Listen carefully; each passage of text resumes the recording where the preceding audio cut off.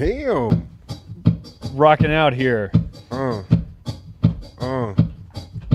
you get down the fiddle and you get down the bow. Kick off your shoes and you throw them on the floor. Dance in the kitchen till the morning light. Louisiana Saturday nights. Waiting in the front yard, sitting on a log. Single shot rifle and a one-eyed dog. Yonder come my kinfolk in the moonlight. Louisiana Saturday night. Well, you get down the fiddle and you get down the bow. Kick off your shoes and you throw them on the floor. Dance in the kitchen till the morning light. Louisiana Saturday night. Woo! Hello. You. Baton Rouge, Louisiana. Hello. Saw it. What's up, dude? I saw it. What's up, boys? Alabama put belt to ass, huh? They did put belt to ass, but you know. But you know, What do I know? it was about the game day experience for me. Yeah. I got to go down to Baton Rouge this weekend. I'll start off. I want to give an America's team to the state of Louisiana. I want to shout out Brandon from Walk-Ons. I want to shout out Hugh. I want to shout out BG. I want to shout out Big H. Y'all know who you are. Okay? That was the group of people that showed me a good time, including Ryan Rosillo. Big shout out to Uncle Ryan and Stanford Steve and the whole crew. And Fred's. As you can see, they gave me some of the – Fred's is a great bar in Baton Rouge. They gave me like a uniform, like I was working there. Oh, fire. Yeah. Shout out to the Tiger. Okay. They had a tiger in a cage. How was that tiger? Did you get to talk to him? I didn't get to talk to him, as I told you last night. I didn't get up close, but they had a live tiger in a cage. Dude, it is Beau, you had a great weekend. I can't wait to – my second America's team is going to be the Red Bull Flutog team down in Tampa, but I just – Put a wing on it, baby. We kind of got jobbed. We'll get there. Well, LSU got jobbed too, you know? It could have been a lot closer. Some things went our way. But I just want to say this. The state of Louisiana has got to be the most unique place in the United States. It's way different than any other state, and people are super welcoming. I don't think I had a single bad interaction. Everybody, it's like, do you need some food? Welcome to Baton Rouge. You eat some gumbo? Gumbo. I had jambalaya. I had. Oh, nice. Yeah, that's another thing about Louisiana, and like, you know, whether it's New Orleans or Baton Rouge, like taking a dump is like you got to put it on your calendar down there. I don't think a normal shit has ever been taken. What the hell? The food is so good, and there's so much booze, there's so much Fireball. It's just all down the hatch. I mean, Fireball? yeah, You still drink Fireball? I still drink Fireball. Wow. But I mean, TMI for sure. But what a weekend, man! Louisiana is just a great state. Who we shout out? We shout out Walk-Ons. We shout out Fred's, the city of Baton Rouge. Shout out to Bill Wennington. How'd that happen? Dude, me and Ryan were in we were at Walk-Ons before the game. And we see this guy across the bar, and I'm like, that's Bill Wennington, dude. Like, that's got to be him. He's 7 feet tall. He looks like Bill Wennington. So Ryan's like, we're going up and talking to him. We're going up and talking to him. And so we eventually do, and he was there with his son, who actually played tight end for Boston College. Oh, wow. Yeah, he was a football player. And so I got to spend a little time with Bill Wennington, got to walk to the game with him. I felt like a child. I got a picture. I put it on Instagram. And so we had a great weekend. It was a lot of fun. I will be back. Love the place. That's all. America's team. You met some Greenlight folks down there? I met a ton of Greenlight folks. Hey, shout out to Some y'all. locals. Some of the locals that I met in Baton Rouge that listen to our show, you know who you are. I met many of you. I think I bummed a cigarette off of at least three of our. Yo, Chris. Yeah, it was that kind of weekend, bro. off. It was that kind of weekend. It was that kind of weekend. We were in the pit, bro. We were in the pit, but there were some Greenlight listeners down there. Oh, my God. I met some Chicago fans. I told them what was going to happen in the game Sunday. Some Greenlight listeners. I was like, man, you know, it's not good. So anyways, America's team number one, the state of Louisiana. Hey, Beau, America's team number 2, the Red Bull Flutog team. Congratulations on a great effort. You guys look great. Thank you so much. Yeah, we had a really good time. Cowboy, Aiden, a couple of other dudes from the Green Light Ralph. crew came down. But Ralph, we had our team name was Put a Wing on it. A little bit of controversy on the day before the event itself because, long story short, Red Bull amended their wingspan regulations, so we were penalized Really? for having wings that were too long. Yes, and then When did they amend it? Like 2 weeks ago. Oh, that's not okay. But on the rules and regulations on the Red Bull website, it stated that the wings could be as long as we had them. So we negotiated on our behalf, but we were penalized 25% of our flight distance, which was not ideal. But we had a good time, man. Our crew was great. Our routine was really good. We got 9s across the board, and it was a really fun event, man. There were like 100,000 people in Tampa. The best part, we were watching. We were filming Beau and the crew rolling off the end of this, as you can see here, rolling off the end of the dock, the platform. Yeah. So they did their dance, single ladies. They all took off their pants. It was great. And then they went. They danced to single ladies? Yeah. It was Put sick. a wing on It it. was Yes. sick. If You you guys like- were right about You one gotta put a thing. wing on it. And I bailed, and I'm sorry to bail on this thing because when I found out it was the same weekend as this deal, I missed a couple things this weekend that also happy birthday to my boy Mike. He's turning 40. They had a little get together. I had to miss that too. I felt like a real bad guy. But I'll tell you this. When I found out that you guys were going to have to do some of the things y'all had to do, like dance to single ladies or wear the outfits y'all wore, I was okay. You would have hated it.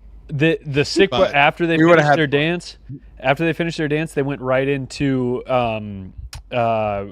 what the hell's the song? Higher. Thank you. Creed. Yeah, Higher. right. And the Higher. whole It was 60,000 people were You singing "Higher" by Creed because It looked like a great scene, It was sick. dude. And I saw you was dumping the really drink, cool. Beau.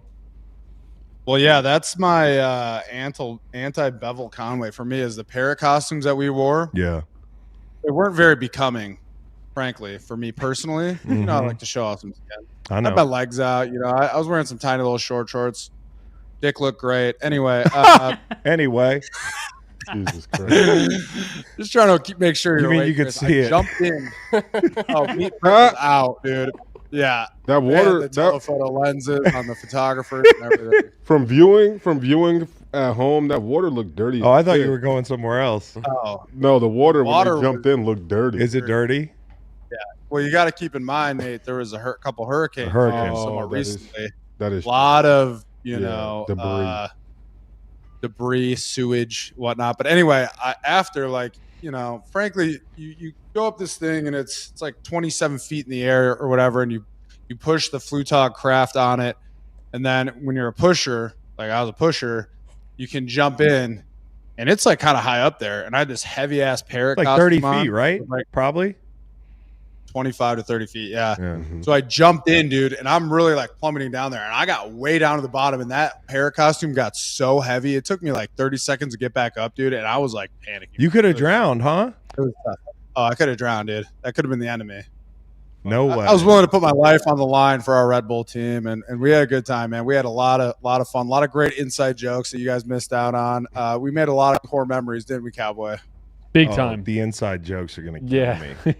A lot Seriously. of inside jokes. Yeah, hey, we're just out here trying to live, laugh, love. Good times. Dude, while we're here, my Bevel Conway is gonna be Tiger Stadium.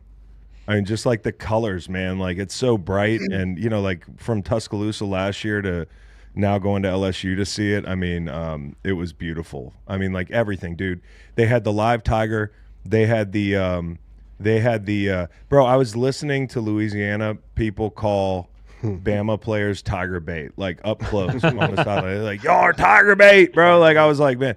And somebody told me before the game, they said, wait till you hear this stadium. It's going to be the angriest noise you ever heard the first series. He's like, it's like people have been waiting for this game for a year, which they have, and they look mad. They sound mad. And I got to tell you, it was loud for the first series until Bama took control of the game. That was a unique noise Like, you know how the crowd noise is different everywhere and it's loud. If it's loud crowd noise is not loud crowd noise. Like there's indoor loud, there's like certain places that sound a certain way, and there's places like Tiger Stadium was an angry loud. Like they were like, it's like they could not wait. Yeah. It's amazing, dude. My Bevel Conway. We're gonna give out our awards during the show this week. Just a heads up. Yeah. Yeah. I got one too. I got a Bevel. Oh, you do? Throw it in and keep it college. Yeah. I'm giving it to the Virginia Cavaliers. Oh yeah. UVA beat Pitt this weekend. Big upset game. We're sitting at 5-4. I don't know how the new rules work. Maybe that is bowl eligible. Need one more win to be bowl eligible. Don't people with 5 wins sometime make it? If not enough teams don't Enough accept. teams, yeah. But okay, one step closer to being bowl eligible, and I feel like that's all we can ask for at this point with our team. That's like being a Pro Bowl alternate. I know how that feels. You know? Where it's like, if somebody doesn't want to play in this bowl game, they're gonna say you went bowling and nobody remembers. You know what I mean? Because it's very different. The last home game we have, I don't know if it's this weekend or the weekend next. We Next have weekend.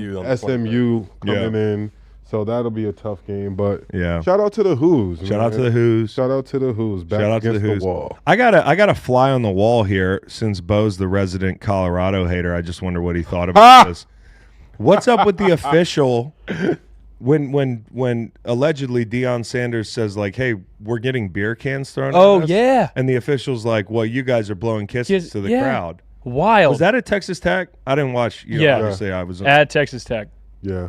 That feels like some home cooking on steroids. Big time. That feels like some like Look you're into in that. Texas now. Yep. Which is why Deion Sanders played for the Cowboys for how long? I know, That's crazy. Wild. but it felt like home cooking. Yep. What do you think about that, Bo? I missed that. I'm gonna have to look into that, but You don't I'm need to. always I'll looking tell you what happened. The referee tell me said, exactly what happened. y'all are blowing kisses at the people, so it justifies them throwing beer cans at you, essentially. I'm paraphrasing. I mean, I feel like that's been happening a lot lately. Ever since the that big PI that was overturned a couple weeks ago, like I feel like I've been seeing a lot of fans throwing trash and different shit on the Texas field when game, they're not right? happy. Yeah, I think it was Yeah. a Texas game. Hey, can you make it warmer in here? Somebody in the back, you know, the whole, can you turn the AC up, down, whatever the fuck. Burritos. Just make it warmer. They were throwing. Chris, you got a new burritos. hat. Where's the Cherries hat, man? Oh, my Cherries hat took a beating this weekend. It's at home right now. I gave I it think it's been getting a lot of airtime lately. I like that hat. Yeah, it's a great hat. Shout out to Tommy Pockets for the hat you're wearing now, though. Vet Day. Shout out to Tommy Pockets. Speaking of vets, another America's team. All our veterans. This is Veterans Day, and we appreciate you. No questions asked. I mean, like every year around this time, we celebrate in the NFL the men and women that have served our country. And if you're listening and you're a veteran, thank you. Yeah, veterans are awesome. They're not just protecting our freedoms and all that stuff that we often say, but like you want somebody that's going to kick ass and take names in the private sector as well. Mm-hmm. Veterans, I'm telling you, we've got some great vets that help us out at the Chris Long Foundation that work with us in the water space. Those folks climb Kelly with a bunch of those vets, and every year we come down the mountain and you know, Bo, you've met a lot of these folks, and they come down and they kick ass for us. They solicit donations, grow our network, and honestly, we don't ask them to do any of it. They just come home and get to work. So it's a lot like they do when they get home from serving our country. Veterans all over the country are helping, you know, off the battlefield, so to speak. When they get home in the private sector, they're kicking ass. Public sector too. A lot of them become public school teachers. One of the most common jobs. Really? For vets. Yeah. Yeah. So thank you to veterans. Another America's team, the state of Florida. State of Florida in a different way than Louisiana. This has never happened before. FBS, FCS, NFL teams combined 0-11 this weekend. 0 for 12. Wow. 0 for 12 if you That was can't put my a wing worst on it. seat. Oh yeah. Yeah, we put a wing on it. We lost, dude. That was actually my worst seat. But yeah, tough look for the state of Florida. My current home state. Current home. Not a good look for us right now. Not a good look. You still Not got the great. Miami Dolphins tonight. We'll talk about that game at the end of the show. And then lastly, America's team, people who are fucking tired of falling back. I don't want to fall back anymore. I'm over it. You talked about this last week. Arizona, the one team that's exempt from falling back, they're kicking ass and taking names. We got a little bit of a theory we're growing here at the Greenlight Pod. And that's conspiracy facts. Yeah, dude. That might be the strongest conspiracy facts take that we've ever had. But then yesterday I'm watching all these quarterbacks throw picks. And I asked Nolan this morning, I said, hey, can you see if there's more picks in week 10? Like what happens from week 9 to week 10? And I know it, falling back preceded week 9. But I am telling you, when your circadian rhythm's off and you're up later and you Everyone's don't even know fucking it. Tired. Everybody's fucking tired. I'm tired. I was so exhausted this week. Like I'm really tired right now. Just trying to catch up. It might be fall back.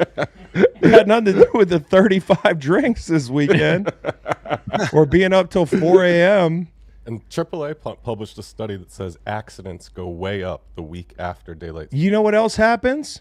Quarterbacks throw picks. Yep. And Nolan, hit it. Except for Kyler Murray. Hit it, Noel. We went back 15 years, back to 2010. Over the last 15 years, on average, we see a 28.3% increase in interceptions thrown from week 9 to week 10. Now go back. That's 15 years. Now do 10 years. Wow. Going back 10 years yeah. was like, hold on, give me 1 sec. 38%. Yep, it was 34. 34%. Over 10 years, yeah. That's wild. So I'm just telling you, people make bad decisions. Things are you're a little wonky after they tell you to fall back. My decision making this weekend was definitely bad, Chris. Was it? Yeah. Did you make any decisions like that? The Mercury's and Gatorade. The More picks. Hey.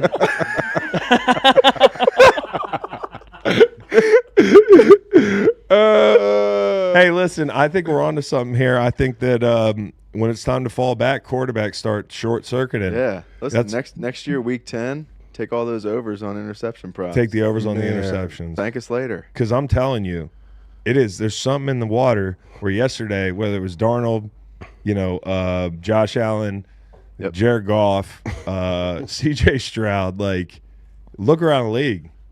Guys don't know where to throw the ball. I'm pretty sure if Caleb Williams was allowed to throw the ball more and he wasn't sacked 8 times, he would have thrown more picks. Yep. So, people who hate fall back, America's team. Hand up. Yeah. Hate it. Hate it. I hate it too. And then lastly, me and Steve on America's team. We just keep kicking Macon's ass in the locks. We just keep kicking his poor ass in the locks. And listen, went 5-0 last week, went 4-1 this week. Steve went, so I'm 9-1 in my last. I know, and you Shucks. You built a parlay with my picks, right? And it was over in the morning. I'm sorry about the Giants play. Over in the morning. Sorry about the Giants play. I didn't think that Daniel Jones was such an international terrorist. I know. But honestly, what the hell are the Patriots doing trying to win? What are y'all doing? Chill out. No idea. But Steve is 8-2. 8-2 in the last 10. I'm 9-3 combined between you two. And then Macon is not bad. And Macon went on this whole diatribe last week about how he was going to ride our asses was the quote, and we had it coming to us, and he was going to blow us out of the water. He's no longer the sandwich. He's no longer between your two asses. Yeah. He's the bottom. Now he's the bottom. Yep. So, shout out to all the America's teams. Let's get into Sunday Night Football. Shout out to BetMGM. Oh, first, shout out to BetMGM. Because they allow us to be here live for you guys. That's what they do. All you people. Yeah, as you know, Monday. we've teamed up with BetMGM. We'll be using BetMGM lines to make all our picks, and we'll have special offers for you listeners each week. If you haven't signed up for BetMGM yet, use bonus code GREENLIGHT, and you'll get up to a $1,500 first bet offer on your first wager with BetMGM. Here's how it works. Download the BetMGM app and sign up using bonus code GREENLIGHT. Deposit at least $10 and place your first wager on any game. You'll receive up to $1,500 in bonus bets if your bet loses. Just make sure you use bonus code GREENLIGHT when you sign up. You know? So, Justin Morgan in the chat said, "Make America Gatorade again." For sure. For sure. Sunday Night Football, Detroit and Houston. A game with a lot of interceptions. Oh my God. Those fellas didn't have fun falling back. Dude, I gotta say, I think it's a little unfair to look at Goff's game as throwing 5 picks because I just be honest. Well, that's what Dan Campbell said. He said after the game, he said it wasn't bad decisions. It wasn't. He got away with a couple. He got away with one early in the game on a deep shot where Stingley breaks up the pass. Honestly, if you watch that play, Hunter beat big Rigatoni Sewell on an inside-out spin. The pressure, forced him in some bad decisions, including Petrie making a real Kyle Hamilton-esque play, which isn't like a traditional pick, but it's a bad decision. So is when Autry drives by one time with his hand out, he's coming back a quarter second later. You got to climb the pocket or get rid of that ball. Again, not a traditional interception. And I felt for him sitting on the bench after he had to heave the ball on the Hail Mary before the half, because I was like, this is the type of thing that now you go into the second half and you have, 3 picks at this point in the first half. And again, I just a really gutsy performance by Goff and the Lions. Can you imagine sitting on the bench and saying, I've thrown 5 picks in this game? Yeah. But I kept watching Dan Campbell pace up and down the sideline, and I almost felt like he likes being in these situations because it tests his team. The 100%. interview at a halftime.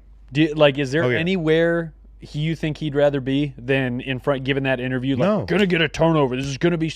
All we need is one. He likes First, it muddy. and then first loves it. possession, they get a turnover. And I don't know where C.J. Stroud's – I don't know why C.J. Stroud's making that throw because Davis is outside leverage. Mm-hmm. And, it almost looked like, hey, was Dallas supposed to sit down? But I don't think so because it had tight end sitting down in the same spot. So, Yep.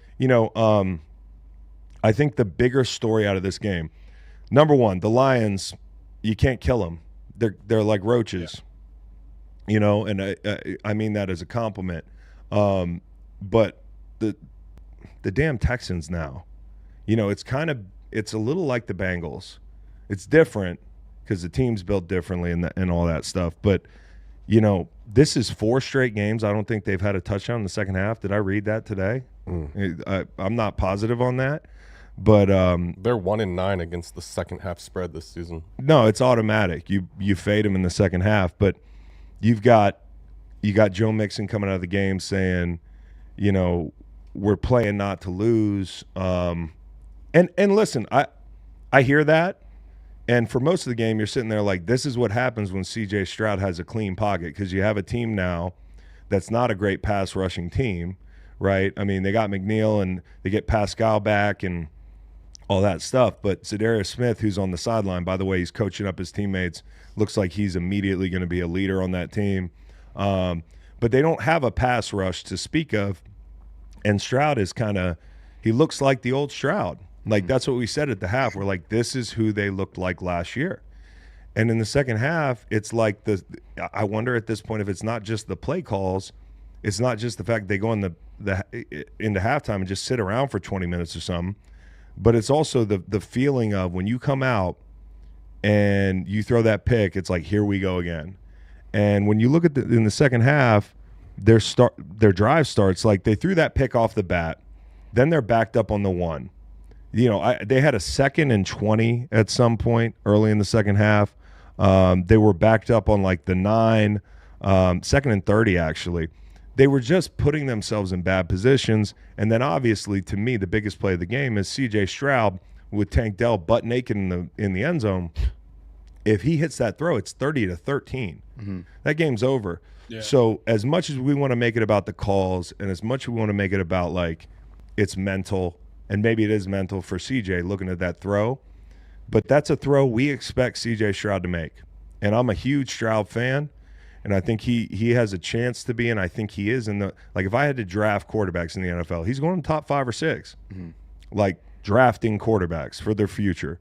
But the way he's playing right now is not good enough, and a lot of times it is the offensive line, but I can't blame every decision he made on the offensive line last night. The offensive line's been abhorrent all year long, but if you hit that throw, it's 30-13. That game's over. And it's the last 4 weeks that they have not scored a touchdown in the second half. Yeah. And so you have this game where you're missing some of your best players. You're missing Nico Collins. You're missing Will Anderson. And this is a back-against-the-wall game, and nobody expects you to win it. except I guess me last night. I had a money line and I had them plus 4.5. Like this was your classic back against the wall game. You know, everybody's on Detroit. You watch this team play, there's no reason they should beat Detroit. But the defense flew around. They're fast as fuck. They jumped the stuff in the flat early. You know, they did a great job of replacing in the run game the little guys, Petrie, playing to his strengths, the whole thing. You're right there to beat Detroit and turn your season around. And all of a sudden you're what, 6-4? Yep. You know, and the tone is totally different. And the snap's high on the kick. Now, if you're the Texans, you're probably waking up this morning like, hey, that PI on Terry and Arnold, who also had a PI on a shot down the left sideline, got missed. That's what led to that long field goal. Mm-hmm. You know, they should be on the field probably chewing clock, getting ready to kick a field goal with no time left on the clock at some point. The call didn't go their way. You know, I can't say that's why they lost the game, because why they lost the game was not making that throw, was letting them back in the game in the second half, not taking advantage of more picks from Goff. You know, Goff was out there throwing the ball to the other team. So just a disappointing day for Houston. But you can see when they're at home, and the shame of it is now they might not be a team hosting a lot of games in the playoffs. When they're at home, this defense is something. Like, they're fast, and they fly around. Their get off is sick. They're rolling. We have a problem, Houston. Yeah, no, I saw a sign last night. It was like, Houston, you have a problem. Shout out to the Lions defense. They held Joe Mixon 46 yards on 25 carries. He was on a 4-game 100-yard rushing streak. Yeah. And he's only been in 5 of the 6 games he's played so far this season. Before last night, we're over 100 yards. Good for Aaron Glenn getting these Dream guys the ready. dream, baby. Yeah. Dream the dream. DJ Reader, those two played really good inside. And Joe Mixon is really fucking good. Like, he's one of those backs where you kind of expect him to have 100 yards rushing every time. And he's like good out of the backfield too. I think he does a lot of the little things right. Mm-hmm. But hey, this is what I thought about this game, Chris, and a little bit of kind of an example of what happened a lot on Sunday. Yeah. It's like the teams in the NFL that are good are just figuring out ways to fucking win. Yep. The Lions figured out a way to win. You know what I mean? Mm-hmm. Like, Goff threw 5 picks. They still won. Yep. You know, then on the AFC side, the Chiefs figured out a way to win in the last second, which is ridiculous how they keep doing this, especially this year, on a blocked field goal. It is ridiculous. Wasn't it ridiculous? Mm-hmm. Fucking ridiculous. It was ridiculous, man. Yeah, Cowboy, you weren't happy about that one, were you? No. Neither was Nate. But the Vikings kind of had a down day, but they figured out a way to win. So, like, the Lions are a good team. We all know that, and Great. you can't count them out until the game's over, man. Like, they just seem like so galvanized, such a together team, you know. And that's like, those are the kinds of things that, like, those kind of teams go into deep playoff runs. No question. The poll in here was, did the Texans take a step back? I don't think they took a step back. I thought they just did more of the same. You know, I think in a lot of ways last night, you hit that kick at the end of the game, you're talking about their seasons turned around. Nobody's talking about the lead they blew. But to our point, which we make often, is like when you lose a game sometimes, it's easier to get the point across. Yeah. You know, and I think there needs to be a come to Jesus conversation in this building about the offensive play caller and Bobby Slowick, because guys are saying out loud right now that, like, hey, we don't love the calls. You know, they have the most 3rd and 10s plus in the league. The next closest team is 13 times lower than them with 37. They got 50. Team with C.J. Stroud and Joe Mixon, who's missed some time, has been in 3rd and long more than any team in the league. That's just not a realistic position to put yourself into. You know who's 37 is Deshaun Watson. They've had 50. So, you know, like, it's not even close how bad they've been. And so, you know, the shame of it is I think the defense is coming along in a lot of areas, and they're pretty disruptive up front. And, like, you're building this complete team down there, and, you know, a guy throws 5 picks against you, and you end up losing the game. That to me is like rock bottom. Shame. It's not taking a shame. step back Shame. because it's what you've continued to do the last 6 weeks of the season, it feels like, where it's like all the way back to the Jacksonville game. You know, they kind of just survived in the second half because they can't get it going offensively. So we need to have a real conversation about, you know, who's calling the plays in Houston. And honestly, I think one of the reasons that we haven't seen something happen, and maybe the reason it's not going to happen, is I don't know who calls plays other otherwise on that staff. Like, who's the next guy up? You know, they've got some experience on the staff. One guy that has called plays in the NFL is Bill Lazor, who was in at Virginia for a little bit. I don't know if they feel like he's a guy that can get involved or what, but like, I'm not trying to make something out of nothing here. I think Texans fans probably agree that like we need to have a conversation about the play calling. Yeah, and typically, whether it's with the coaching staff or with players, those come to Jesus meetings you talk about, they happen during bye weeks, right? And they won't go on the bye till December, till week 14. Yep. So there could be, maybe that's something they look into, and for them, it's a manageable stretch. These next few weeks, you're at Dallas Monday night. Yeah. Titans at home, and then at Jacksonville. The thing that worries me about Dallas, though, is like Dallas can rush a passer. Yeah. They got Micah back, and wait till we talk about Dallas. There's one nice thing I'm going to say about that team. Overshone's a fucking stud, a stud. Yeah. And so there's some guys that can really run, and they're going to be able to disrupt them up front. So like even the games that are supposed to be easy for you are not easy because you can't protect the quarterback. And Mechie, you wasted his big coming out party last night as far as scoring a touchdown and in some key spots getting you conversions, and it's just a tough deal. And what the frick is Titus Howard doing? There was a bro. That was bizarre. I've never seen anything like that. That was like, what do you even say to a guy like that in meetings if you're the line coach? Like, hey, obviously don't ever do that. Do not do that ever. Bro, it's like he's short circuited. I honestly, I'm gonna make a play. Well, he played high school quarterback. I can be your hero, baby. Like, you're gonna take that ball and run 15 yards for a first down. Like, what the fuck are you thinking? Well, honestly, I couldn't believe that he did it. So for about 5 minutes, I was texting Reed and Nolan like, I think Stroud handed him the ball. I got to go back and look at the slow-mo. I looked at it like 15 times.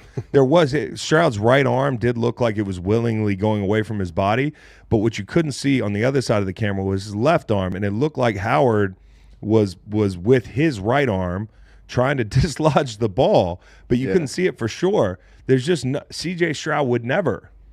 Yeah. I don't. O-linemen, they're not helping him. They're also actively hurting him by coming wild.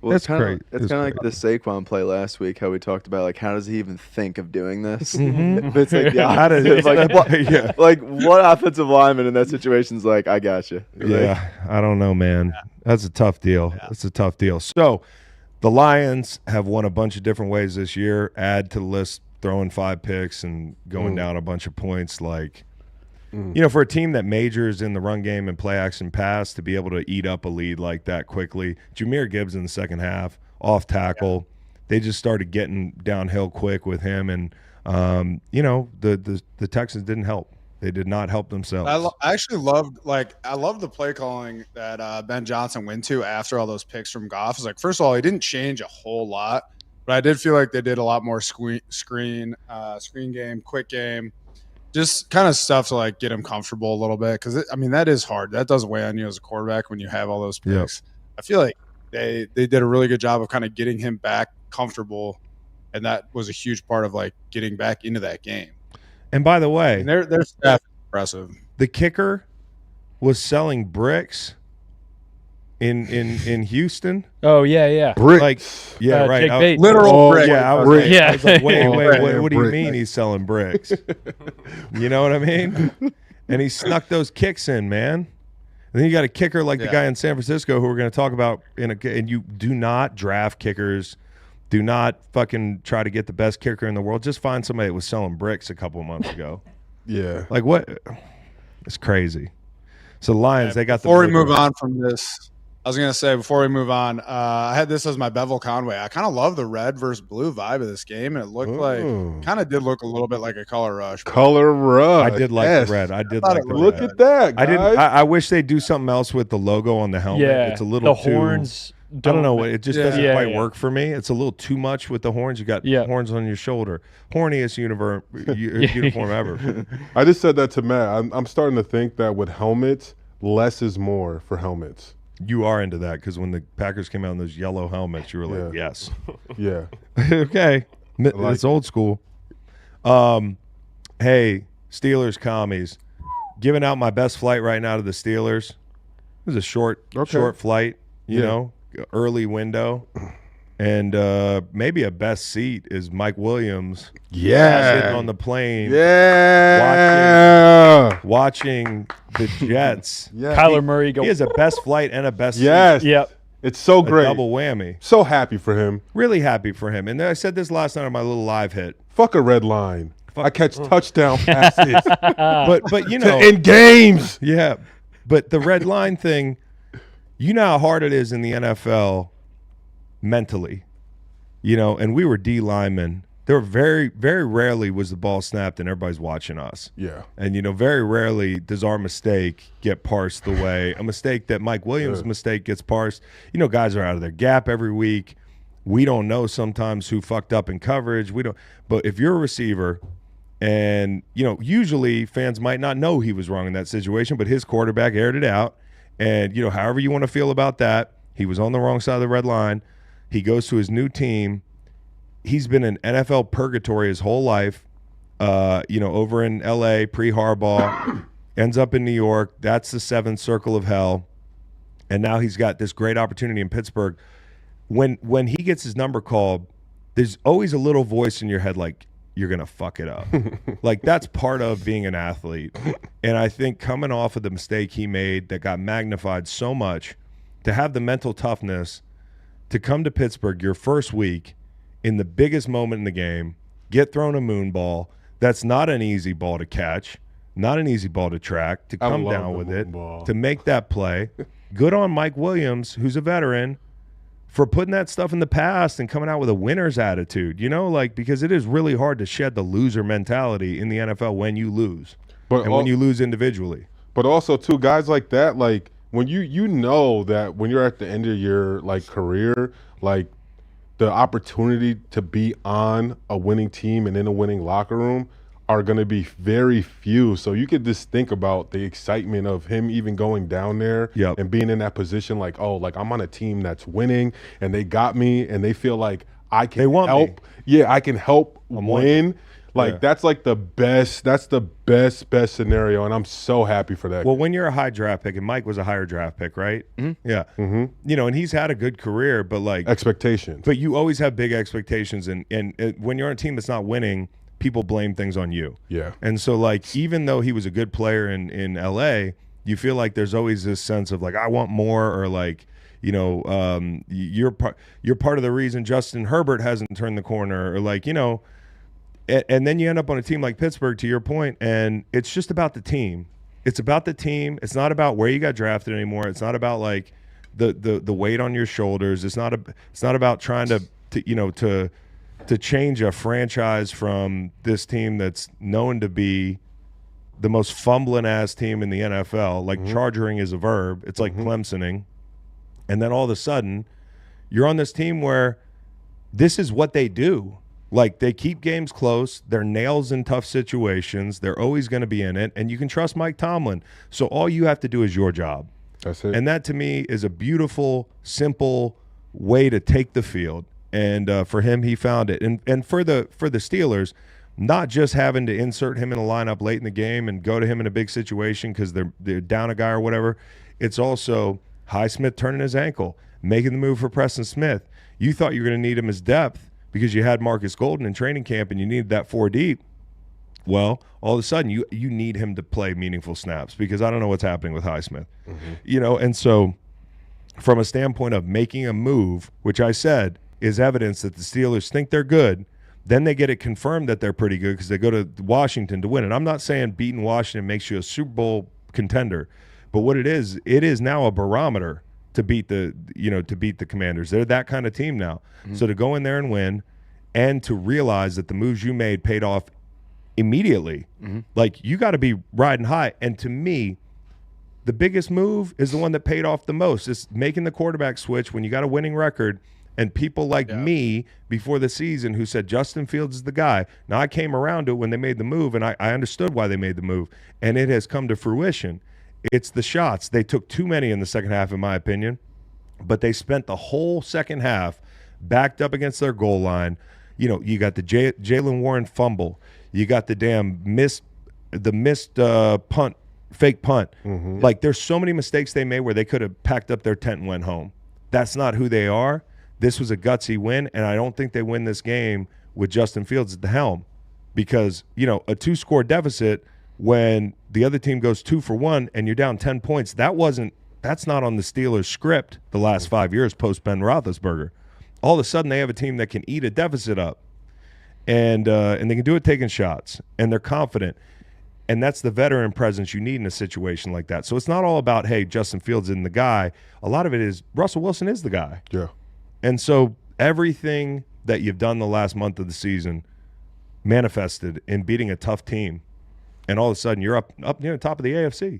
Let me ask you something. Yeah. Is George Pickens the best wide receiver for them since Antonio Brown? He is so funny. He's so good, dude. He's so funny. Yeah. That's a good way to put it. He is great. He is a great player, but like some of the things that he does on game day, like during the course of a play, when he throws his body around, like I stumbled onto some weird George Pickens thread on Twitter where he suplexed the guy last week, like trying to clear a pile, and then like yesterday, I don't know what he was doing. After the interception. No, like, bro, what are you doing? When he someone caught on the Twitter ball, said that George Pickens was in ISS a ton in he wasn't ISS. Yeah, ISS sucked. Yo, and then they were like zooming in on him after one play. I think he caught the ball or something, and he really slick. Quickly like pops a DB like in his face mask and just like keeps it moving, and I'm just like, yo, he is so like the little angry voice that's in his head, like he agrees with it probably 85% of the time. Yes, he's like 85% of the time. He's the little devil voice that's saying, yo, do this real quick. He's like, yo, he's like, I'm with it. He's an agent of chaos, bro. That's what he is. Yes. And like, it's to Beau's point. It's the ball he caught on the sideline where all of a sudden he's holding the ball like a loaf of bread in his left hand. Yeah. He's trying to hurdle a guy while he stiff arms 2 guys, and then turns it into a face mask. Gets away with it. It's like what a camp counselor would do, like when they're going against 10-year-olds. Yeah, pretty much. Oh, I'm just gonna do some crazy unsound shit. Yeah, just hold it here and go woo. I'm gonna do some unsound shit. But the dunk in the end zone to start the game, bro, is unbelievable. Hey, I want to say it one more time because Steelers Depot or whoever aggregated me last year and was like, "Hey, Chris Long said George Pickens has Hall of Fame potential." LOL, kind of that thing. He does, bro. There are very few guys in the NFL like with high point it, the like ball that. skills of that cat, the body control of that cat. Yes, dude. And when he puts it all together, and part of it is having a guy who can access the areas of the field in which he's dangerous. Yep. And the throws that kill people, where he's the recipient of 50-50 ball, bro. He could go to the next level, and so. He's in the perfect place with Mike Tomlin and that group. It's the best. And now he's with the perfect quarterback for him. Because he's so out there, and then he's with Russell, and Russell is like a God-fearing man, quote God. He's out there in a different way. In a different way. Yeah. It works. I'm not saying the God stuff is out there. No. I understand what you're saying. Russ is definitely different bird. He's so different. But he's loved sometimes it works. After. Yup. Bro, that was the best. That was the best ever. And if I'm that D lineman, like that would literally make me want to throw up seeing Russell Wilson dance like that, knowing he won a game by making me jump off sides. Now, listen. This game could have came down to a bunch of mistakes. And it's like it did come down to a mistake, but the only good thing for a lot of the guys that made mistakes before Newton was like, we're not remembering their mistakes. You know, it could have been any one of the drop fake punt to James Pierre. Hey, listen, James Pierre drops the punt, the fake punt. This is a ball you trust an offensive lineman to catch in the NFL. So, like, I hated the call, but I can't argue with it being there. It's one of those things where we talk about, like, the Philly call in the flat against the Falcons where people were like, I hate the call. Well, it's there. You know, I hate the call. Hate it. Despise it. As soon as they did it, I was like, what the fuck are we doing? But it is there, okay? That guy could have been the asshole. He ended up being a guy who had to play snaps late in the game. Another very mentally tough moment from the Steelers, okay? Zacchaeus, our guy, muffing a punt, okay? Off the face He's off the schneid because nobody's going to remember that. We're remembering Newton offsides, although it was big. The Warren fumble could have been that moment. And so it was just a series of mistakes. It was like, who made the last mistake? And it was this poor kid, Newton, who's a rookie and has played pretty well for them. I will say this about this dude. It is a cardinal sin to jump off sides in that situation. Dejo. You got a long career ahead of you. You're going to be a good player. You got to put this past you. Really. You got to. You have to. You got to. It's gonna be hard. Yeah. It's gonna be hard. You're gonna hear it. You're gonna see it. Like, you're gonna get mentioned about it for probably the next year and a half to be fair about it. But you got to move on. It's gonna be one of your dying regrets. You're gonna say, I wish that I spent more time with my family and that I didn't jump off sides against the Steelers. But you have to get over it. You have to. You have to, because that's bad, bro. That is bad. Do you know how your family might disown you? Your friends all hate you now. People are going to be sending you bills for Commanders -2. But you got to get over it. As a D lineman, in practice, this is probably one of the biggest cardinal sins that you can do. Yeah. Like, and in most teams, if you're a D lineman and you do this in a practice scenario, the whole defense is probably on the line running for the question for the next 15 minutes. We know it's the one thing. Like, we got to know situational football for sure, but this is the one thing that every last D lineman needs to know. So, anyways, just mistakes at the end of this game, and I thought, like, defensively, the one thing for the Steelers that surprised me a little bit was JPJ got cooked a little bit. Joey Porter Jr. McLaurin had it out for him. He wasn't the only guy that was beating him. That was a tough game from him. And then I think one thing that really mattered in this game was you didn't see a lot of TJ Watt until late in the game, right? And he started to make his presence felt. Part of that was Andrew Wiley. They would have left him alone a little bit more. Andrew Wiley had played him before, done a pretty good job. I'm not saying they would have left him butt naked out there, but eventually he would have gotten his one-on-ones. And I felt like for most of the game, they were definitely chip help, paying attention to TJ. Late in the game, they couldn't in some situations, and he ended up being a big part of this whole deal. But the whole thing is, for the Commanders, Jaden didn't play his best game, still made some incredible throws, but did not play his best game. And then they had a couple guys down. Lattimore, who's going to really help them Thursday. Yep. Against the Eagles and beyond. That was an intentional decision to rest him this weekend. And I think same thing a little bit with Brian Robinson possibly and Wiley. So yeah. The most important game for them is going to be in now 3 days. I mean, it's just, this game is going to be huge. They can't hang their heads. They've been on a great run. They're way ahead of schedule. The win total for this team was 6.5. Okay, they're not supposed to be where they are. Don't make this game linger. This is just a game you lost. It's the NFL. You won one of these last week. And again, for Newton, who fucks the game up at the end, I'd much rather be him than Tyreek Stevenson. You know what I'm saying? There are mistakes you make where we can get over them. That's not one of those mistakes where you're like mad at the kid. It's just, it was a tough deal. And the calls. Let's finish with the calls on this game. Okay, because I thought the Ertz spot was going to be hard to overturn, just being honest. I mean, if you give it to him where he catches the ball, like immediately, maybe, but he doesn't really fall back immediately, and I think the spot was the problem. So, like, hey, if you're a Commanders fan and you think he got that first down, I'm not going to argue with you. It's just a tough deal. Yep. But I will say this, though. You didn't lose the game just because of that call. There's also a situation in the end zone where TJ Watt gets held and it should be a safety. So I could argue that, the Steelers should be defending a field goal, which would send it into overtime, right? Because it's a 1-point game. Was it a 1-point game at the end of that game? Or 2? They won by 1. 1 by 1. Yeah. So, if that safety counts, probably game changes anyways, and you're kicking to tie, not win. So there are calls that went, both ways in this game, in my opinion. That's not me trying to – I know I tried to do the thing where we're like, hey, calls suck. People miss calls. We've seen that week after week. But, like, the game was won and lost on the field. Mm-hmm. And I thought the Steelers just had a lot of toughness, man. They had a lot of toughness in this game. And they deserve to be talked about in that light. And the Commanders are still a damn good football team. Let me ask you a question real fast. And this is probably too early to call, but the Commanders are 7-0 against teams that are above 500. And 0-3 against teams that are below 500. Is that similar to the Dolphins team last year? Do you feel any You saying similarities? the Commanders They're are 0-3 against teams above 500. Sorry. 0-3 against? No, No, yeah. because I thought they showed, like, listen, not the same Ravens team, but how'd the Dolphins play against the Ravens last year? It's like they got blown out of the water. It's like the offense is nowhere to be found in those situations. I think the Commanders, because of the quarterback, okay, are better. Like they just are. They're more complete.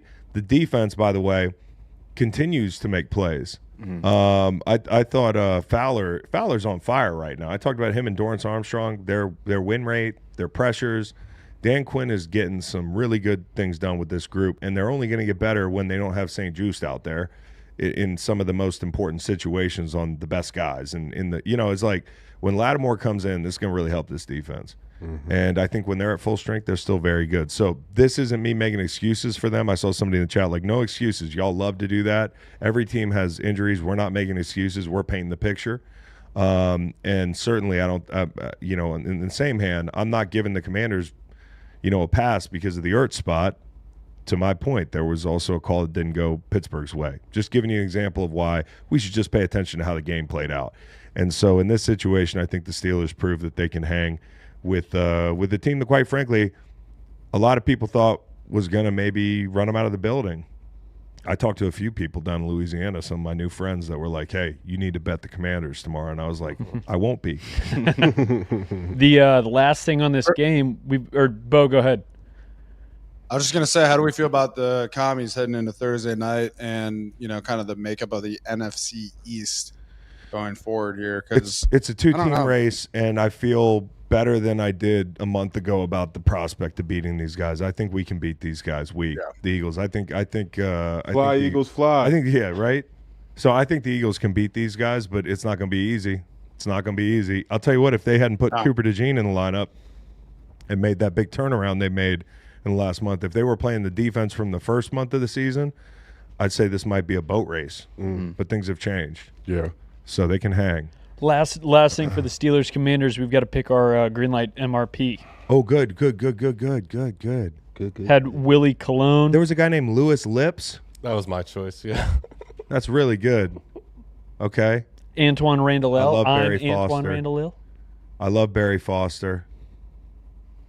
Barry Foster. And who's that? Moelde Moore? That's a good one. LaRon Landry. Do you remember how fucking big LaRon Landry was? He had the thickest neck. No, Lassiter does. Him and Lassiter had the thickest necks. And the thing about Lassiter is, like, he's not on steroids. He just has a huge neck. That guy, LaRon Landry. Biceps. There was a picture of him with his shirt off, and I was like, that's photoshopped. Yeah. Why do you have Bill Wennington up? He's got Bill Wennington up. That was from earlier. No, now I got LaRon Let's Landry. see it. Let me see that. Look how big this dude was. Look at his arm. That's ridiculous, dude. That's like fake. It's like fake. Now he's not going to win MRP. Didn't he start cheated. as a safety and then move to linebacker because he was so and eventually they moved him to D tackle because he was just like, it's working too well. I like that name, man. Louis Lips. Louis Lips, bro. Good receiver back in the day. I had no idea that guy. Yeah, that's super random. I love the name. We'll give it to Louis Lips. Sink ships, baby. Louis Lips sink ships. Speaking of that, shout out to the Edmund Fitzgerald, which sank November 10th. It's the famous Gordon Lightfoot song. You know it. Yeah, sure. Jim Harbaugh's favorite song. It commemorates a ship that sunk in Lake Superior. Oh. Pretty fucking scary. Lake Superior, you think lake, but they had 25-foot seas that night. The Nina, the Pinta, the Santa Maria. A totally different situation. Oh, okay. just making sure they weren't the same boats. So, shout out to the Edmund Fitzgerald and crew. Now, a quick mention on Buffalo Indy. I want to talk about Buffalo Indy real quick. Buffalo, sloppy as hell. Josh, circadian rhythm is off. Yep. He doesn't like falling back. It's week 10. He's starting to throw the ball to other people. I don't think this is going to happen too long. I mean, like, Flacco shit is off too. Flacco shit's off, and obviously Teron Johnson is a total stud, like very important to the team. And Joe's probably going to have pictures of Teron Johnson running through his head. But like, I think overall, this game to me was like bad Josh Allen, where Josh Allen smelled blood and maybe the game was a little chippy.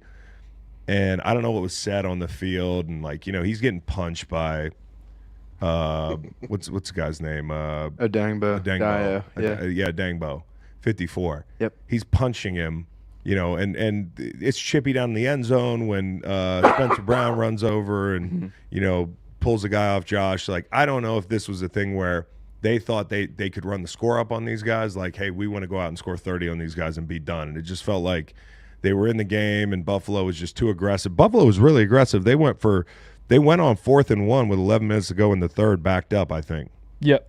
I mean, like, they went on 4th and 1 up 20-13. They went on 4th and 3 early.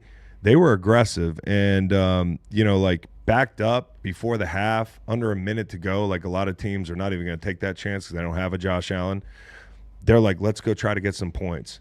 I mean, to get the points, it was like Josh Allen rolling right, outrunning people, flipping the ball down the field to Mac Hollins. Somebody from Indy, for God's sakes, just touch him down. That was beautiful. It was beautiful. I mean, Mac gets down, like, for a second and then pops right back up and runs out of bounds. It was so smooth because he slid like a perfect sliding catch, and then his lead foot plants in the ground. Pops right up. His momentum just pulls him right. It was so athletic. So I just think overall, Josh made a few decisions he wants back. Like, I don't even think he saw EJ Speed.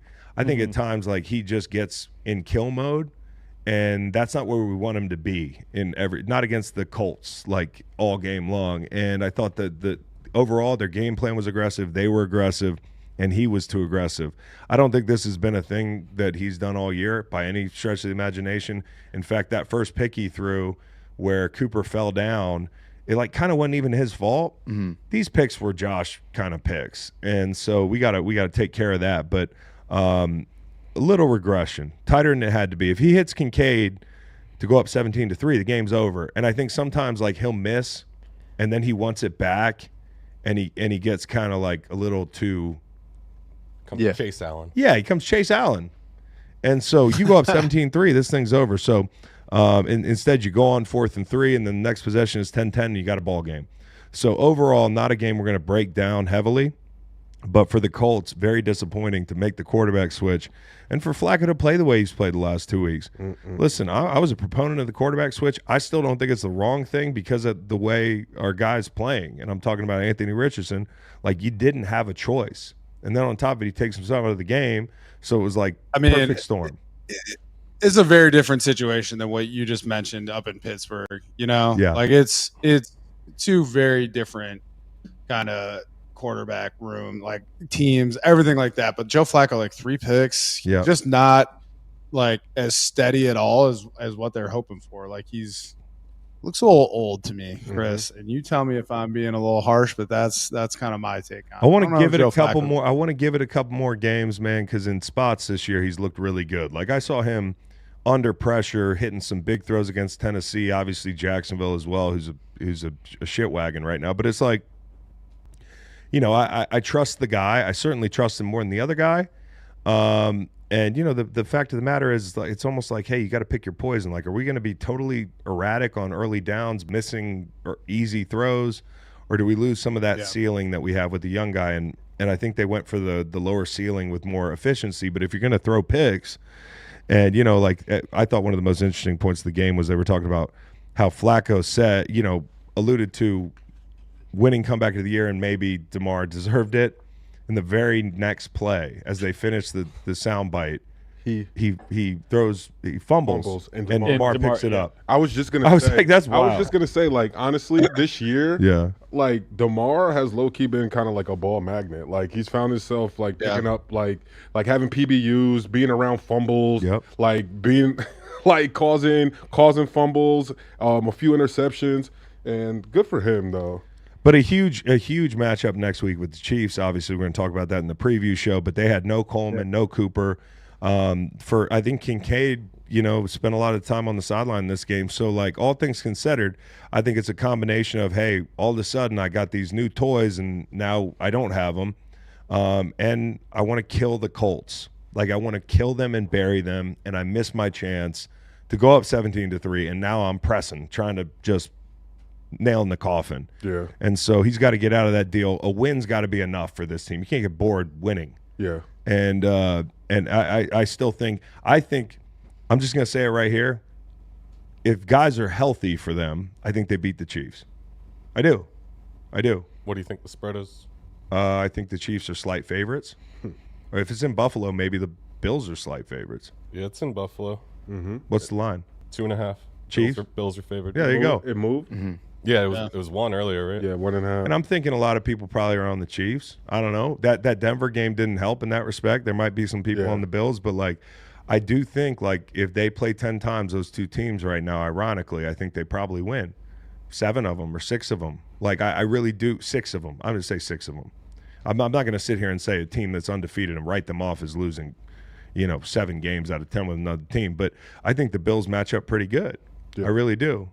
So that's going to be an interesting one. I can't wait to see it. Shout out Joe Flacco for hitting the over. And hey, big Chiefs lover here. You know me. I'm Mr. Glaze the Chiefs every week. But I do think this is a game where they can win. I'm not saying they're going to win, but it's going to be a fucking fun game. Why don't we glaze the Chiefs right now with Hey, real quick before we move on, I got an STL memorial. You mentioned this, Chris. Got to give it to Mac Hollins. Yes. 4 for 80 yards. You had that sick play. He had that 44-yard catch.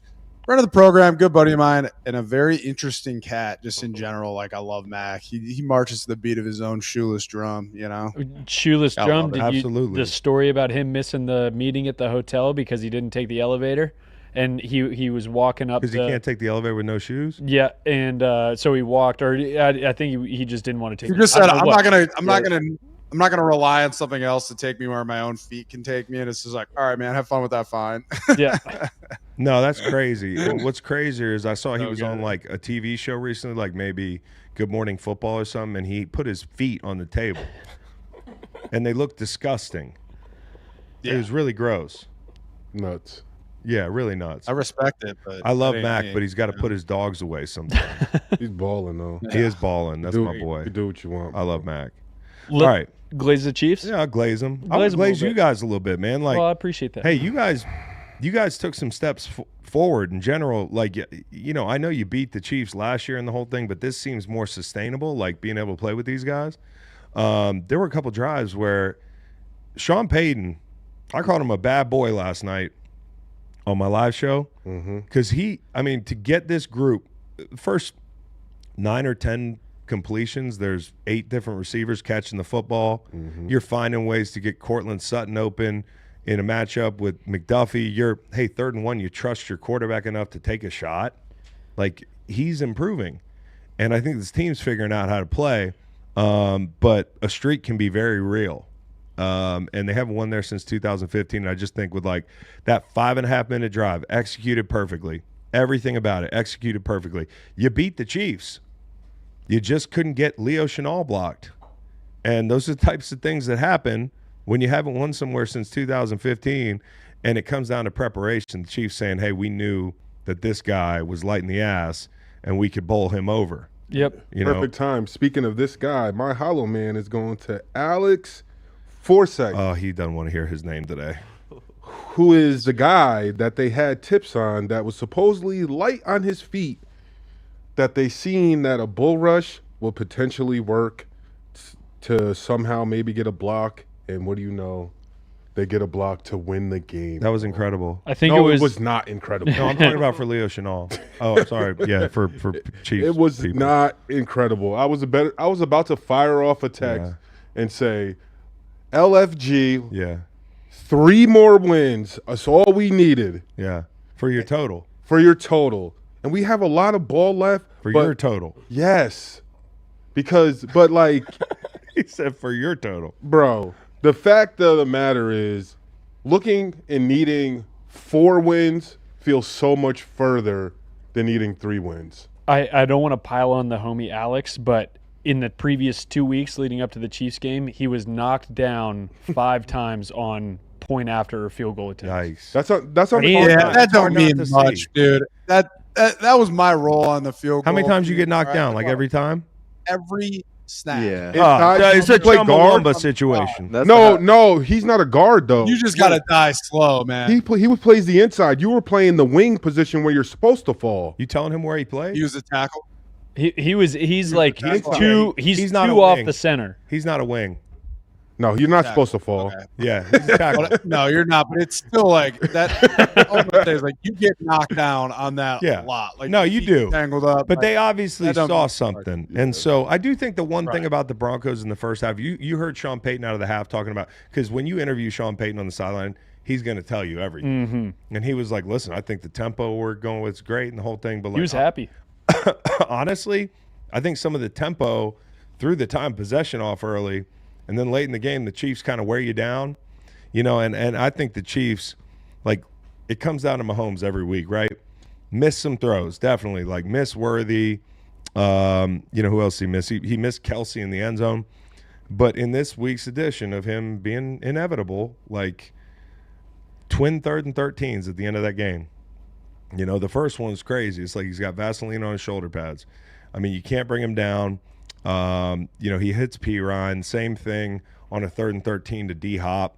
You got a 3rd and 8 dragging Cooper close to the stick so they can go for it on 4th and 1. Like, the guy's just a G, dude. And so many Kelsey moments in this game where whether it was 3rd and 4, whether it's 4th and goal, like, you're finding him in key spots again.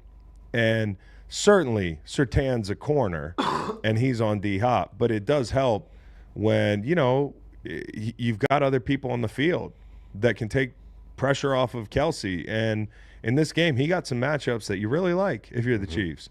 And I thought in gotta have it situations, it was old-fashioned vintage Mahomes and a little pivot route on the goal line. It's just like they're so easy for them when they're rolling. And so, again, Sean Payton deserves credit. The Broncos deserve credit. Sutton deserves credit. But one thing in this game that I think he wants back, and I told you this last night, you probably saw it and remember it, but the drop before the half. Right over the middle, hits him Because right that's in the 3 hand. points you absolutely needed. Yep.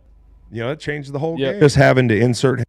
So and so I don't listen, Sutton was great. Nix was good, but again, like one thing for Nix, you got to stop running straight backwards when you get pressure in your face. Having 4 or 5 times yesterday. He's so athletic, but he's getting himself in trouble, and I can hear Spags saying it. Just don't break down. Keep running at him because he is going to bail. He'll fuck it up for himself. Yep. Kill it. And so that was one of those situations where you lose 17 on a sack, you get sacked kind of out of field goal range, or you would have had a chance at maybe getting into field goal range. And I think in general, the Chiefs did a great job on him as an athlete. Yeah. You saw them play the read option. They kept him from scrambling, turned the heat up on him as the game went on. And so I thought the defense played really well, Denver's defense. The one thing I want to be very clear about, if the Chiefs don't win the Super Bowl, it will be because of that tackle play. I'm talking about both sides. The thing that last year was the hidden issue with that group where everybody's talking about the drops. How many more times does Mahomes find the right guy in a void in the zone, or a guy that wins in scramble drill last year if he actually was protected? This year you come back, you draft this kid Sua Mataia.